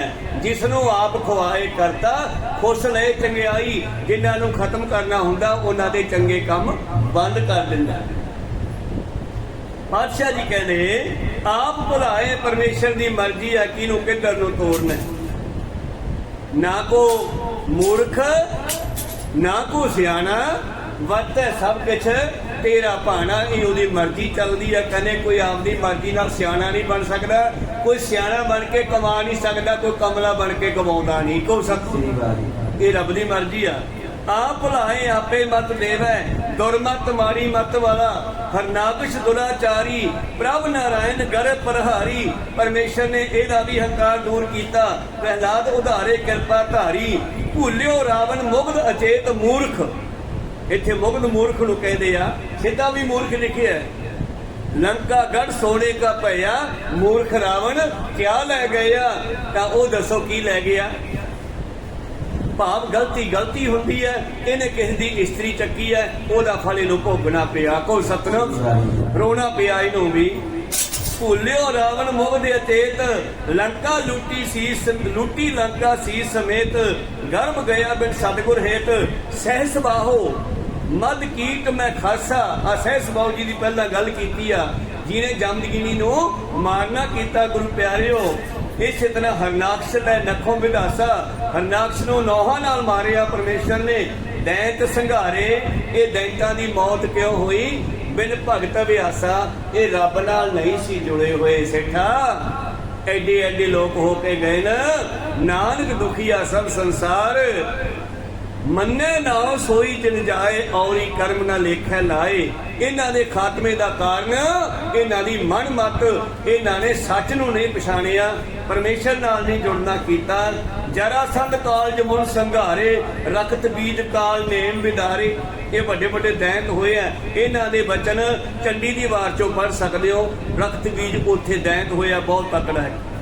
ਆਪੇ ਸਤਿਗੁਰ ਸ਼ਬਦ ਵਿਚਾਰੇ, ਦੂਜੇ ਭਾਏ ਰੈਣ ਸੰਘਾਰੇ। ਬੁੱਢਾ ਦੁਰਯੋਧਨ ਪਤ ਖੋਈ, ਦੁਰਯੋਧਨ ਹੰਕਾਰੀ ਸੀਗਾ, ਇਹਨੇ ਵੀ ਆਪਣੀ ਇੱਜ਼ਤ ਬਰਬਾਦ ਕੀਤੀ। ਇਹਦੇ ਵੀ ਬੇਅੰਤ ਫੌਜ ਮਾਰੀ ਗਈ। ਰਾਮ ਨਾ ਜਾਣਿਆ ਕਰਤਾ ਸੋਈ, ਇਹਨੇ ਵੀ ਰੱਬ ਨੂੰ ਸਮਝਿਆ ਨਹੀਂ। ਜਨ ਕੋ ਦੁੱਖ ਪਚੈ ਦੁੱਖ ਹੋਈ। ਇਹ ਲੋਕਾਂ ਨੇ ਜਦੋਂ ਰੱਬ ਦੇ ਪਿਆਰਿਆਂ ਨੂੰ ਦੁੱਖ ਦਿੱਤੇ ਫਿਰ ਦੁਖੀ ਹੋਏ। ਜਨਮੇਜਾ ਗੁਰ ਸ਼ਬਦ ਨਾ ਪਛਾਣਿਆ, ਜਨਮੇਜਾ ਰਾਜਾ ਹੋਇਆ, ਇਹਨੇ ਵੀ ਆਪਣੇ ਗੁਰੂ ਦੀ ਗੱਲ ਨੂੰ ਇਗਨੋਰ ਕਰਤਾ। ਗੁਰੂ ਦੀ ਗੱਲ ਨਹੀਂ ਮੰਨੀ। ਜਿਹੜਾ ਗੁਰੂ ਦੀ ਗੱਲ ਨਹੀਂ ਸੁਣਦਾ ਉਹਨਾਂ ਨਾਲ ਏਦਾਂ ਹੀ ਹੁੰਦੀ ਆ। ਸੇਠਾ ਕੋ ਸਤਿਗੁਰ ਪਾਤਸ਼ਾਹ ਜੀ, ਗੁਰੂ ਪਿਆਰਿਓ, ਨਗਰ ਹੈ ਸੱਤ ਘਰਾ, ਉਥੋਂ ਦੇ ਇੱਕ ਸੇਠ ਨੂੰ ਗਿਆਨ ਦੇ ਰਹੇ। ਨਾਨਕ ਦੁਖੀਆ ਸਭ ਸੰਸਾਰ ਸ਼ਬਦ ਰਾਹੀਂ। ਜਨਮੇਜਾ ਗੁਰ ਸ਼ਬਦ ਨਾ ਪਛਾਣੇ ਜਾਣਿਆ, ਕਿਉਂ ਸੁਖ ਪਾਵੈ ਭਰਮ ਭੁਲਾਨਿਆ। ਇੱਕ ਤਿਲ ਭੁੱਲੇ ਬਹੁਰ ਪਛਤਾਨਿਆ। ਇੱਕ ਤਿਲ ਕੀ ਹੈ, ਤੁਸੀਂ ਰਸਤੇ ਤੇ ਜਾ ਰਹੇ ਹੋ, ਅੱਗੋਂ ਦੋ ਰਸਤੇ ਹੋ ਗਏ, ਤੁਸੀਂ ਗਲਤ ਰਸਤੇ ਤੇ ਦੋ ਪੈਰ ਰੱਖ ਕੇ ਚੱਲ ਪਏ, ਫਿਰ ਗਲਤ ਹੀ ਤੁਰੇ ਜਾਓਗੇ। ਕੋ ਸਤਿਨਾਮ। ਇੱਕ ਦਿਲ ਭੁੱਲੇ ਭਾਵ ਇੱਕ ਕਦਮ ਵੀ ਗਲਤ ਚੱਕ ਲਿਆ ਤਾਂ ਫਿਰ ਪਛਤਾਉਣਾ ਪੈ ਸਕਦਾ ਜੇ ਉਸ ਨੂੰ ਪਹਿਲਾਂ ਗੁਰੂ ਨੂੰ ਪੁੱਛਿਆ ਨਾ। ਰਸਤਾ ਵੀ ਕਿਸੇ ਗਵਾਂਢੀ ਨੂੰ ਜਾਣਕਾਰ ਨੂੰ ਪੁੱਛ ਲਈਦਾ। ਯਾਰ ਇਹ ਤਿੰਨ ਰਸਤੇ ਬਣ ਗਏ, ਮੈਂ ਫਲਾਣੇ ਪਾਸ ਜਾਣਾ, ਕਿਹੜਾ ਰਸਤਾ ਹੈ? ਜਾਣਕਾਰ ਦੱਸ ਦੂਗਾ ਵੀ ਆਹ ਰਸਤੇ ਜਾ ਭਾਈ। ਜੇ ਕਹੇ ਛੱਡ ਓਏ ਇੱਧਰਲਾ ਰਸਤਾ ਪੱਕਾ, ਇਹ ਕੱਚਾ, ਮੈਂ ਪੱਕੇ ਤੇ ਕਿਉਂ ਨਾ ਜਾਵਾਂ। ਤੇ ਹੋ ਸਕਦਾ ਪੱਕਾ ਕਿਸੇ ਹੋਰ ਪਿੰਡ ਲੈ ਜੇ, ਫਿਰ ਮੁੜ ਕੇ ਪਛਤਾਉਣਾ ਪੈ ਸਕਦਾ। ਕੋ ਸਤਿਨਾਮ। ਇੱਕ ਤਿਲ ਭੁੱਲੇ ਬਹੁਰ ਪਛਤਾਨਿਆ। ਕੰਸ ਕੇ ਚਾਂਡੂਰ ਨਾ ਕੋਈ, ਕੰਸ ਵਰਗਾ ਕੇਸੀ ਵਰਗਾ ਚਾਂਡਾਲ ਕੋਈ ਨਹੀਂ ਸੀ ਜਿਨ੍ਹਾਂ ਨੇ ਰੱਬ ਨੂੰ ਨਹੀਂ ਸਮਝਿਆ। ਰਾਮ ਨ ਚੀਨਿਆ ਆਪਣੀ ਪਤ ਖੋਈ। ਸਿੱਖੋ ਬਿਨ ਜਗਦੀਸ਼ ਨਾ ਰਾਖੈ ਕੋਈ, ਪਰਮੇਸ਼ਰ ਨਾਲ ਜੁੜੀਏ। ਬਿਨ ਗੁਰ ਗਰਭ ਨਾ ਮੇਟਿਆ ਜਾਏ, ਗੁਰਮਤਿ ਧਰਮ ਧੀਰਜ ਹਰ ਨਾਏ। ਨਾਨਕ ਨਾਮ ਮਿਲੇ ਗੁਣ ਗਾਏ। A to Z ਇੱਕ ਓਂਕਾਰ ਤੋਂ ਲੈ ਕੇ 18 10 20 1430 ਅੰਗਾਂ ਤੇ ਕੇਵਲ ਨਾਮ ਦੇ ਨਾਲ ਜੁੜਨ ਦੀ ਗੱਲ ਕੀਤੀ ਹੈ। ਜਿਹੜਾ ਨਹੀਂ ਜੁੜਦਾ ਉਹ ਦੁਖੀ ਹੈ। ਕੋ ਸਤਿਨਾਮ। ਜਗਜੀਵਨ ਪੁਰਖ ਤੇ ਆਕੈ ਮਾਨਸ ਸੰਧੀ ਆਸ। ਦੋ ਹੈ ਭਾਏ ਬਗੋਚੀਆ ਗੱਲ ਪਈ ਸੋ ਜਮ ਕੀ ਫਾਸ। ਖੈਰ ਅੱਗੇ ਚੱਲੀਏ। ਰਾਜੇ ਬਲੀ ਦੀ ਗੱਲ ਕਰਦੇ ਆ ਮੇਰੇ ਪ੍ਰੀਤਮ। ਬਲੀ ਸਮਰੱਥ ਸਕਲ ਪ੍ਰਕਾਰਾ ਉਪਜੇਸ ਜਗ ਬੀਚ ਅਪਾਰਾ। ਬਲ ਰਾਜਾ ਹੋਇਆ, ਦੁਨੀਆ ਵਿੱਚ ਬੜਾ ਤਕੜਾ ਰਾਜਾ ਹੋਇਆ ਹੈ ਔਰ ਰੋਜ਼ਾਨਾ ਦਾਨ ਕਰਦਾ ਸੋਨੇ ਦਾ ਹੀ ਨਹੀਂ। ਇਹ ਕਹਿੰਦਾ ਹੈ ਜੋ ਮੰਗੋਗੇ ਉਹ ਦਾਨ ਦੇਊਂਗਾ। ਇੱਕ ਦਿਨ ਇਸ ਦੇ ਦਰ ਤੇ, ਹੁਣ ਇਹ ਇੰਨਾ ਵੱਡਾ ਭਗਤ ਹੋ ਗਿਆ ਬਲ ਰਾਜਾ, ਇਹਦਾ ਦਾਨ ਬਹੁਤ ਹੋ ਗਿਆ। ਪਰਮੇਸ਼ਰ ਨੇ ਸੋਚਿਆ ਵੀ ਕਿਉਂ ਨਾ ਇਸ ਨੂੰ ਦੇਵਲੋਕ ਦਾ ਰਾਜ ਵੀ ਦੇ ਦਈਏ। ਜਿਵੇਂ ਕਹਾਣੀ ਪੰਡਤਾਂ ਦੇ ਬ੍ਰਾਹਮਣਾਂ ਦੇ ਗ੍ਰੰਥਾਂ ਵਿੱਚ ਲਿਖੀ ਆ, ਮੈਂ ਉਹ ਦੱਸਦਾ। ਬਾਦਸ਼ਾਹ ਨੇ ਟੂਕ ਮਾਤਰ ਇੱਥੇ ਇਸ਼ਾਰਾ ਕੀਤਾ ਗੁਰੂ ਪਿਆਰਿਓ। ਹੁਣ ਬਲ ਰਾਜਾ ਜਿਹੜਾ ਸੀਗਾ ਬਹੁਤ ਦਾਨ ਕਰਦਾ ਸੀ। ਇੰਦਰ ਨੇ ਗੁਰੂ ਪਿਆਰਿਓ ਸੋਚਿਆ ਇਹਨਾਂ ਦੇਵਤਿਆਂ ਨੇ ਨਾ ਹਮੇਸ਼ਾ ਸੰਸਾਰ ਦੇ ਇਹ ਧਰਤੀ ਦੇ ਉੱਤੇ ਰਹਿਣ ਵਾਲੇ ਮਨੁੱਖਾਂ ਦੀ ਭਗਤੀ ਦਾ ਖੰਡਨ ਕਰਾਇਆ ਜਾਣਬੁੱਝ ਕੇ। ਭਾਵ ਨੁਕਸਾਨ ਕੀਤਾ ਵੀ ਇਹਨਾਂ ਦੀ ਕਿਤੇ ਭਗਤੀ ਪੂਰੀ ਨਾ ਹੋ ਜੇ। ਜਿਵੇਂ ਰਾਜਨੀਤੀ ਵਿੱਚ ਰਾਜੇ ਕਰਦੇ ਆ, ਮੰਤਰੀ ਕਰਦੇ ਆ, ਬਈ ਜੇ ਕਿਤੇ ਇਹ ਜਨਤਾ ਨੂੰ ਪਸੰਦ ਆ ਗਿਆ ਤੇ ਜਨਤਾ ਨੇ ਇਹਨੂੰ ਵੋਟਾਂ ਪਾ ਦੇਣੀਆਂ, ਇਹਦਾ ਕੋਈ ਨਾ ਕੋਈ ਇਹੋ ਜਿਹਾ ਛਲ ਫਰੇਬ ਦੁਨੀਆ ਮੂਹਰੇ ਰੱਖੀਏ ਕਿ ਇਹ ਜਿੱਤ ਨਾ ਸਕੇ। ਇਵੇਂ ਦੇਵਤੇ ਕਰਦੇ ਸੀ ਇੰਦਰ ਵਰਗੇ। ਕੋ ਸਤਰੰ ਇੰਦਰ ਨੇ ਕਹਿੰਦੇ ਵਿਸ਼ਨੂੰ ਕੋਲੇ ਜਾ ਕੇ ਬੇਨਤੀ ਕੀਤੀ ਵੀ ਯਾਰ ਥੱਲੇ ਇੱਕ ਬਲ ਰਾਜਾ ਬੜਾ ਦਾਨੀ ਹੋ ਰਿਹਾ, ਬੜੀ ਮਹਿਮਾ ਹੋ ਰਹੀ ਹੈ, ਉਸ ਨੂੰ ਖਤਮ ਕਰ, ਨਹੀਂ ਤਾਂ ਕਿਤੇ ਐਸਾ ਨਾ ਹੋਵੇ ਪਰਮੇਸ਼ਰ ਉਹਨੂੰ ਮੇਰਾ ਦੇਵਲੋਕ ਦਾ ਰਾਜ ਦੇ ਦੇਵੇ। ਵੈਸੇ ਦੇਵਲੋਕ ਇੱਥੇ ਹੀ ਆਪਾਂ ਪਿੱਛੇ ਪੜਿਆ ਵੀ ਜੇ ਗੌਤਮ ਤਪਾ ਦੁਨੀਆ ਵਿੱਚ ਹੋਇਆ ਤੇ ਇੰਦਰ ਵੀ ਕੋਈ ਇੱਥੋਂ ਦਾ ਹੀ ਰਾਜਾ। ਕੋ ਸਤਨਾਮ। ਤੇ ਇਹ ਜਿਹੜਾ ਇਹਦੇ ਕੋਲੇ ਆਇਆ ਬਲ ਰਾਜੇ ਨੂੰ ਛਲਣ ਵਾਸਤੇ, ਇਹ ਕੋਈ ਬ੍ਰਾਹਮਣ ਹੈ। ਉਹਨਾਂ ਨੇ ਲਿਖਿਆ ਕਹਿੰਦੇ ਵਿਸ਼ਨੂੰ ਨੇ ਫਿਰ ਇੰਦਰ ਦੀ ਸਹਾਇਤਾ ਕਰਦਿਆ ਹੋਇਆ, ਇਹਦਾ ਮਤਲਬ ਮਾੜੇ ਬੰਦੇ ਦਾ ਮਦਦਗਾਰ ਵੀ ਮਾੜਾ ਹੀ ਹੋ ਗਿਆ। ਕੋ ਸਤਨਾਮ। ਕਿਉਂਕਿ ਇੰਦਰ ਨੇ ਜਿਹੜੀ ਹੈ ਗੌਤਮ ਤਪੇ ਦੇ ਘਰੇ ਉਹਦੀ ਇਸਤਰੀ ਨੂੰ ਟਕਰਾਇਆ ਤੇ ਫਿਰ ਉਹ ਦੇਵਤਾ ਕਿਵੇਂ ਹੋ ਗਿਆ। ਕੋ ਸਤਨਾਮ। ਨੁਕਸਾਨ ਕੀਤਾ ਉਹਨਾਂ ਦੇ ਘਰੇ ਜਾ ਕੇ। ਤੇ ਇਸ ਕਰਕੇ ਕਹਿੰਦੇ ਫਿਰ ਵਿਸ਼ਨੂੰ ਨੇ ਪੰਡਤ ਦਾ ਰੂਪ ਧਾਰ ਕੇ, ਬੌਣੇ ਜੇ ਪੰਡਤ ਦਾ 52 ਉਂਗਲਾਂ ਦਾ ਦੇਖਿਆ। ਆ ਗੂਗਲ ਤੇ ਸਾਰਾ ਕੁਝ ਚੜਿਆ ਹੋਇਆ। ਗੂਗਲ ਆਪਣੇ ਦੇਸ਼ ਦੀ ਨਹੀਂ ਹੈਗੀ, ਗੂਗਲ ਕਿਸੇ ਹੋਰ ਦੇਸ਼ ਨੇ ਬਣਾਈ ਆ। ਤੇ ਉਹ ਜੋ ਹੋਇਆ ਪੁਰਾਤਨੋਂ ਸਾਰਾ ਉਹਨਾਂ ਨੇ ਗੂਗਲ ਤੇ ਚੜਾਤਾ। ਜੇ ਕਿਤੇ ਆਪਣੇ ਦੇਸ਼ ਦਾ ਗੂਗਲ ਹੁੰਦਾ ਉਹਨਾਂ ਨੇ ਗੱਲਾਂ ਨਹੀਂ ਸੀ ਲਿਖਣੀਆਂ। ਕੋ ਸਤਨਾਮ। ਇਸ ਕਰਕੇ ਗੁਰੂ ਪਿਆਰਿਓ ਕੀ ਹੋਇਆ, ਫਿਰ ਉਹ ਬੌਣਾ ਜਾਂ ਪੰਡਤ ਆਉਂਦਾ ਬਲ ਰਾਜੇ ਕੋਲ, ਬਾਹਰ ਬਹਿ ਜਾਂਦਾ ਹੈ। ਹੁਣ ਬਲ ਰਾਜੇ ਨੂੰ ਹੰਕਾਰ ਹੋ ਗਿਆ ਬਈ ਮੈਂ ਬਹੁਤ ਵੱਡਾ ਦਾਨੀ ਆ, ਹੰਕਾਰਿਆ ਸਮਾਰਿਆ। ਤਾਂ ਗੁਰੂ ਪਿਆਰੇ ਦੇ ਸਾਹਮਣੇ ਉਹ ਬ੍ਰਾਹਮਣ ਬੈਠਾ ਹੈ। ਉਹ ਕਹਿੰਦਾ ਵੀ ਉਹ ਬ੍ਰਾਹਮਣ ਕਿਵੇਂ ਬੈਠਾ, ਭੇਸ ਬ੍ਰਾਹਮਣ ਦਾ ਧਾਰਿਆ ਹੋਇਆ, ਬੌਣਾ ਜਿਹਾ ਹੈਗਾ ਉਹ, ਸੱਦੋ ਇਹਨੂੰ ਮੇਰੇ ਕੋਲ। ਕੋਲੇ ਆ ਗਿਆ। ਹਾਂ ਬਈ ਕੀ ਚਾਹੀਦਾ ਬੋਲ। ਨਹੀਂ ਮਾਰਾ ਕੋਈ ਨਹੀਂ, ਜੋ ਮੰਗੇਗਾ ਉਹ ਦੇਊਂਗਾ। ਹੰਕਾਰ ਜੋ ਹੋ ਗਿਆ ਨਾ, ਕਿਉਂਕਿ ਚੰਗੇ ਕੰਮ ਵੀ ਹੰਕਾਰ ਤੋਂ ਰਹਿਤ ਰਹਿ ਕੇ ਕੀਤੇ ਜਾਣ ਤਾਂ ਫਲ ਦਿੰਦੇ ਆ। ਨਹੀਂ ਤਾਂ ਤੀਰਥ ਮਰਤੀ ਦਾਨ ਕਰ ਮਨ ਮੈਂ ਧਰੈ ਗੁਮਾਨ, ਨਾਨਕ ਨੇ ਫਲ ਜਾਤ ਤੇ ਜਿਉ ਪੁੰਚ ਦੇ ਇਸ਼ਨਾਨ, ਹਾਥੀ ਦੇ ਇਸ਼ਨਾਨ ਦੀ ਤਰ੍ਹਾਂ ਨੇ ਫਲ ਜਾਣਗੇ। ਤੀਰਥਾਂ ਦੇ ਨਹਾਉਣਾ, ਦਾਨ ਪੁੰਨ ਕਰਨ। ਬਲ ਰਾਜੇ ਨੇ ਸੱਦ ਲਿਆ ਉਹ ਬੌਣੇ ਜੇ ਪੰਡਤ ਨੂੰ। ਉਹ ਸਾਹਮਣੇ ਆ ਗਿਆ। ਕਹਿੰਦੀ ਉਹ ਵਿਸ਼ਨੂੰ ਹੀ ਭੇਸ ਬਦਲ ਕੇ ਆਇਆ। ਹਾਂ ਦੱਸ ਕੀ ਚਾਹੀਦਾ। ਕਹਿੰਦਾ ਕੁਛ ਨਹੀਂ ਚਾਹੀਦਾ, ਬਸ 2-2.5 ਕਰਮਾ ਧਰਤੀ ਦੇ ਦੇ, ਤੇਰੇ ਰਾਜ ਵਿੱਚ ਬਹਿ ਕੇ ਤਪੱਸਿਆ ਕਰ ਲਾਂਗੇ। ਕੋ ਸਤਨਾਮ। ਕਹਿੰਦਾ ਯਾਰ 2-2.5 ਕਦਮਾਂ ਦੀ ਕਿਹੜੀ ਗੱਲ ਹੈ, ਤੂੰ ਜਿੰਨੀ ਚਾਹੀਦੀ ਓਨੀ ਮੰਗ ਲੈ। ਨਹੀਂ ਬਹੁਤੀ ਨਹੀਂ ਲੈਣੀ। ਇਹਨੇ ਛਲ ਦੇ ਨਾਲ ਬਲ ਨੂੰ ਠਰਕਿਆ। ਕੋ ਸਤਨਾਮ। ਕਹਿੰਦਾ ਬਹੁਤੀ ਨਹੀਂ, 2-2.5 ਕਰਮਾਂ ਦੇ ਦੇ ਬਸ, ਬਹੁਤ ਆ। ਕਹਿੰਦਾ ਕੋਈ ਮਹਿਲ ਲੈ ਲਾ, ਕੋਠੀ ਲੈ ਲਾ, ਘਰ ਲੈ ਲਾ, ਯਾਰ ਗੱਲ ਹੈ ਕੋਈ। ਕਹਿੰਦਾ ਨਹੀਂ 2.5 ਕਦਮਾਂ। ਕਹਿੰਦਾ ਚੱਲ ਮਿਲ ਲੈ ਜਿੱਥੇ ਚਾਹੀਦੀ ਆ। ਕਹਿੰਦਾ ਆਈ ਨਹੀਂ ਮਿਲਦਾ, ਪਹਿਲਾਂ ਸਹੁੰ ਪਾ। ਪਾਣੀ ਨੂੰ ਪਿਓ ਮੰਨਿਆ ਗਿਆ।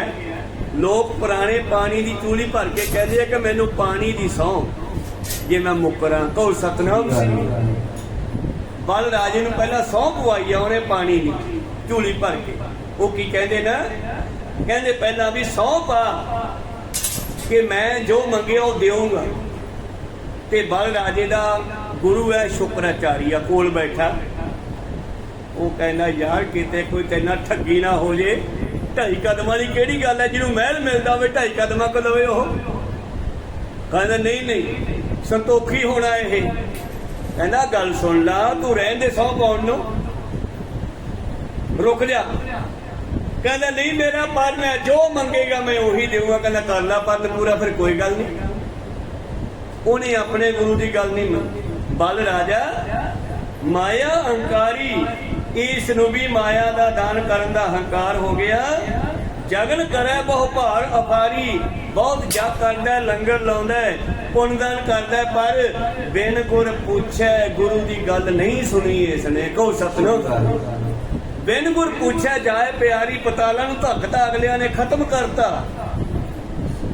ਇਸ ਬ੍ਰਾਹਮਣ ਨੂੰ ਕਹਿੰਦਾ ਚੰਗਾ ਸਹੁੰ ਪਾ। ਉਹਨੇ ਸਹੁੰ ਪਾਈ ਹੈ। ਬਲ ਰਾਜੇ ਨੇ ਪਾਣੀ ਲੈ ਕੇ, ਚੂਲੀ ਲੈ ਕੇ ਪਾਣੀ ਲੈ ਲਾ, ਮਿਲਣਾ ਜਿੱਥੇ ਮਿਲਣਾ ਹੈ। ਕਹਿੰਦੇ ਉਹਨੇ ਆਪਣਾ ਕੱਦ ਵਧਾਉਣਾ ਸ਼ੁਰੂ ਕੀਤਾ।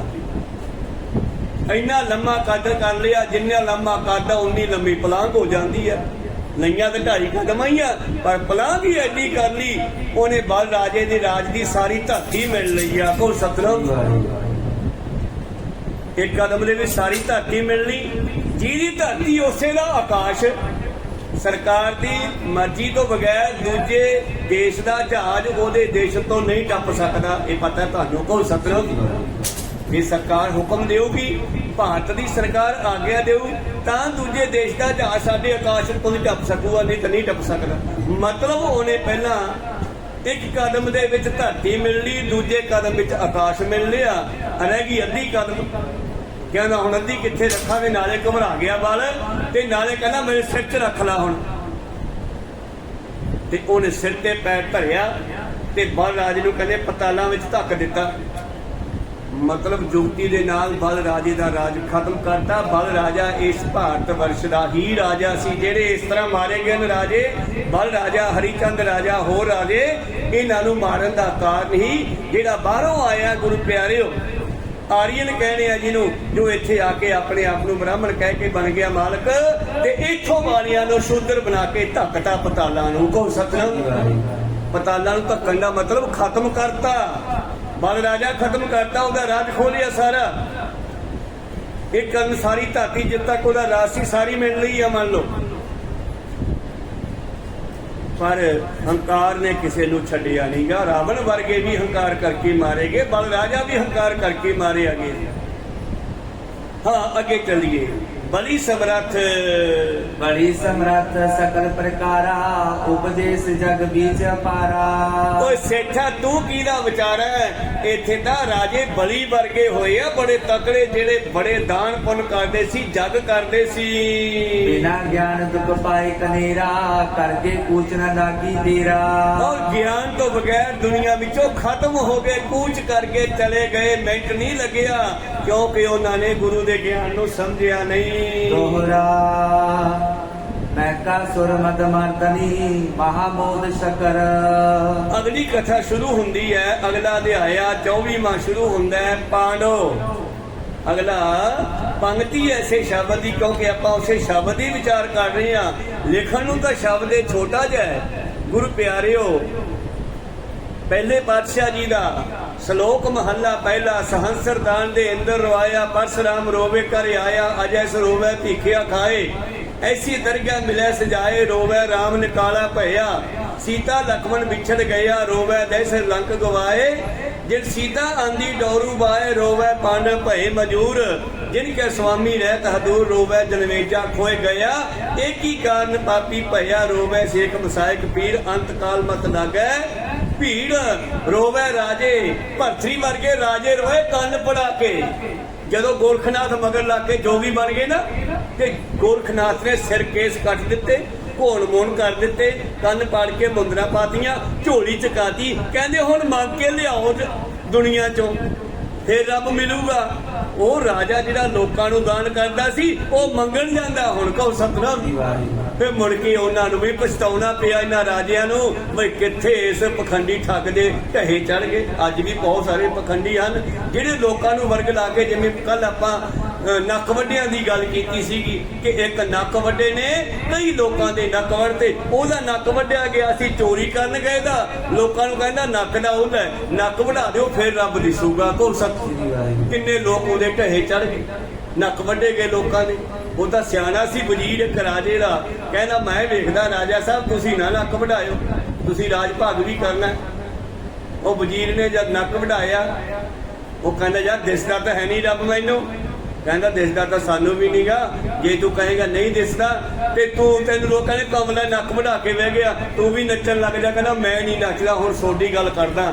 ਰਾਜਾ ਸਾਹਿਬ ਸਾਰਿਆਂ ਨੂੰ ਅੰਦਰ ਕਰੋ, ਜਿੰਨੇ ਨੱਕ ਵੱਢਿਆਂ ਵਾਲੇ ਆ, ਲੋਕਾਂ ਦੀਆਂ ਸ਼ਕਲਾਂ ਮਖਾੜਤੀਆਂ। ਐਸੇ ਕਿੰਨੇ ਪਖੰਡੀ ਜੇਲ੍ਹਾਂ 'ਚ ਬੈਠੇ ਆ ਜਿਨ੍ਹਾਂ ਨੇ ਗੁਰੂ ਪਿਆਰਿਓ ਧਰਮ ਦੀ ਆੜ ਲੈ ਕੇ ਸੰਸਾਰ ਦਾ ਸ਼ੋਸ਼ਣ ਕੀਤਾ ਹੈ। ਕਹੋ ਸਤਨਾਮ ਸੀ। ਹਾਂ, ਰੋਵੇ ਰਾਜੇ ਕੰਨ ਪੜਾਏ, ਇਹ ਕੰਨ ਪਾਟੇ ਰਾਜੇ ਗੋਰਖਨਾਥ ਦੇ ਚੇਲੇ ਸੀ। ਘਰ ਘਰ ਮੰਗਿਆ ਭੀਖਿਆ ਜਾਏ, ਰੋਵੇ ਕਿਰਪਨ ਸੰਚੈ ਤਨ ਜਾਏ। ਕੰਜੂਸ ਰੋਂਦਾ ਪੈਸਾ ਇਕੱਠਾ ਕਰੀ ਜਾਂਦਾ, ਖਾਂਦਾ ਨਹੀਂ, ਵਰਤਦਾ ਨਹੀਂ, ਕੋਈ ਚੋਰੀ ਕਰਕੇ ਲੈ ਜਾਂਦਾ, ਮੁੜ ਕੇ ਰੋਂਦਾ। ਪੰਡਤ ਰੋਵੇ ਗਿਆਨ ਗਵਾਏ, ਪੰਡਤ ਗਿਆਨੀ ਰੋਂਦੇ ਐ ਕਿ ਆਪਣੇ ਗਿਆਨ ਤੋਂ ਕੰਮ ਨਹੀਂ ਲੈਂਦੇ। ਬਾਲੀ ਰੋਵੇ ਨਾਹੇ ਪਧਾਰ, ਨਾਨਕ ਦੁਖੀਆ ਸਭ ਸੰਸਾਰ ਫਿਰ ਕੌਣ ਸੁਖੀ ਹੈ। ਬਾਬਾ ਜੀ ਪਾਤਸ਼ਾਹ ਕਹਿੰਦੇ ਮੰਨੈ ਨਾਉ ਸੋਈ ਜਿਨ ਜਾਏ, ਔਰੀ ਕਰਮ ਨਾ ਲੇਖਾ ਲਾਏ। ਹੋਰ ਕੋਈ ਵੀ ਕਰਮ ਸਾਨੂੰ ਪਾਰ ਨਹੀਂ ਲਾ ਸਕਦਾ। ਜਗਦੰਬਾ ਜੈ ਜੈ ਕਰੀ, ਬਕਰ ਤਰੇ ਕਰ ਚੱਕਰ। ਤਾਂ ਭਾਈ ਸਾਹਿਬ ਜੀ ਅਗਲੀ ਕਥਾ ਆਰੰਭ ਕਰਨ ਤੋਂ ਪਹਿਲਾਂ ਗੁਰੂ ਪਿਆਰਿਓ ਇੱਕ ਮੰਗਲਾ ਚਰਨ ਕਰਦੇ ਐ। ਮੈਖਾਸੁਰ ਨੂੰ ਮਾਰਨ ਵਾਲੀ ਉਹ ਦੇਵੀ ਸ਼ਕਤੀ ਪਰਮੇਸ਼ਰ ਦੀ, ਕਹਿੰਦੇ ਤੂੰ ਧੰਨ ਹੈ ਜਿਨ੍ਹਾਂ ਨੇ ਚੱਕਰ ਲੈ ਕੇ ਮੈਖਾਸੁਰ ਰਕਤਬੀਜ ਵਰਗੇ ਰਾਖਸ਼ਾਂ ਦਾ ਖਾਤਮਾ ਕੀਤਾ ਹੈ। हे पूरन हे सर्व मैं पंजन गुणतास, हे संगी हे निरंकार, हे निर्गुण सब टीक, हे गोविंद हे गुण निधान, जाके सदा विवेक, हे अपरंपर हर हरे, बनहार, हे संत कै सदा संग, दारा आधार, हे ठाकुर हों दास रो, निर्गुण गुण नहीं कोई, नानक दीजै नाम दान, कोई परोए, आए प्रभ शरणागति, कृपा नित दयाल, एक अखर हर मन वसत, नानक होत निहाल, एक ओंकारा सतगुरु, प्रसाद सच होए, वाहिगुरु जी की फतेह है, विघ्न विनाशन सोए, वाहिगुरु जी की फतेह है, विघ्न विनाशन सोए। वाहिगुरु जी का खालसा, वाहिगुरु जी की फतेह।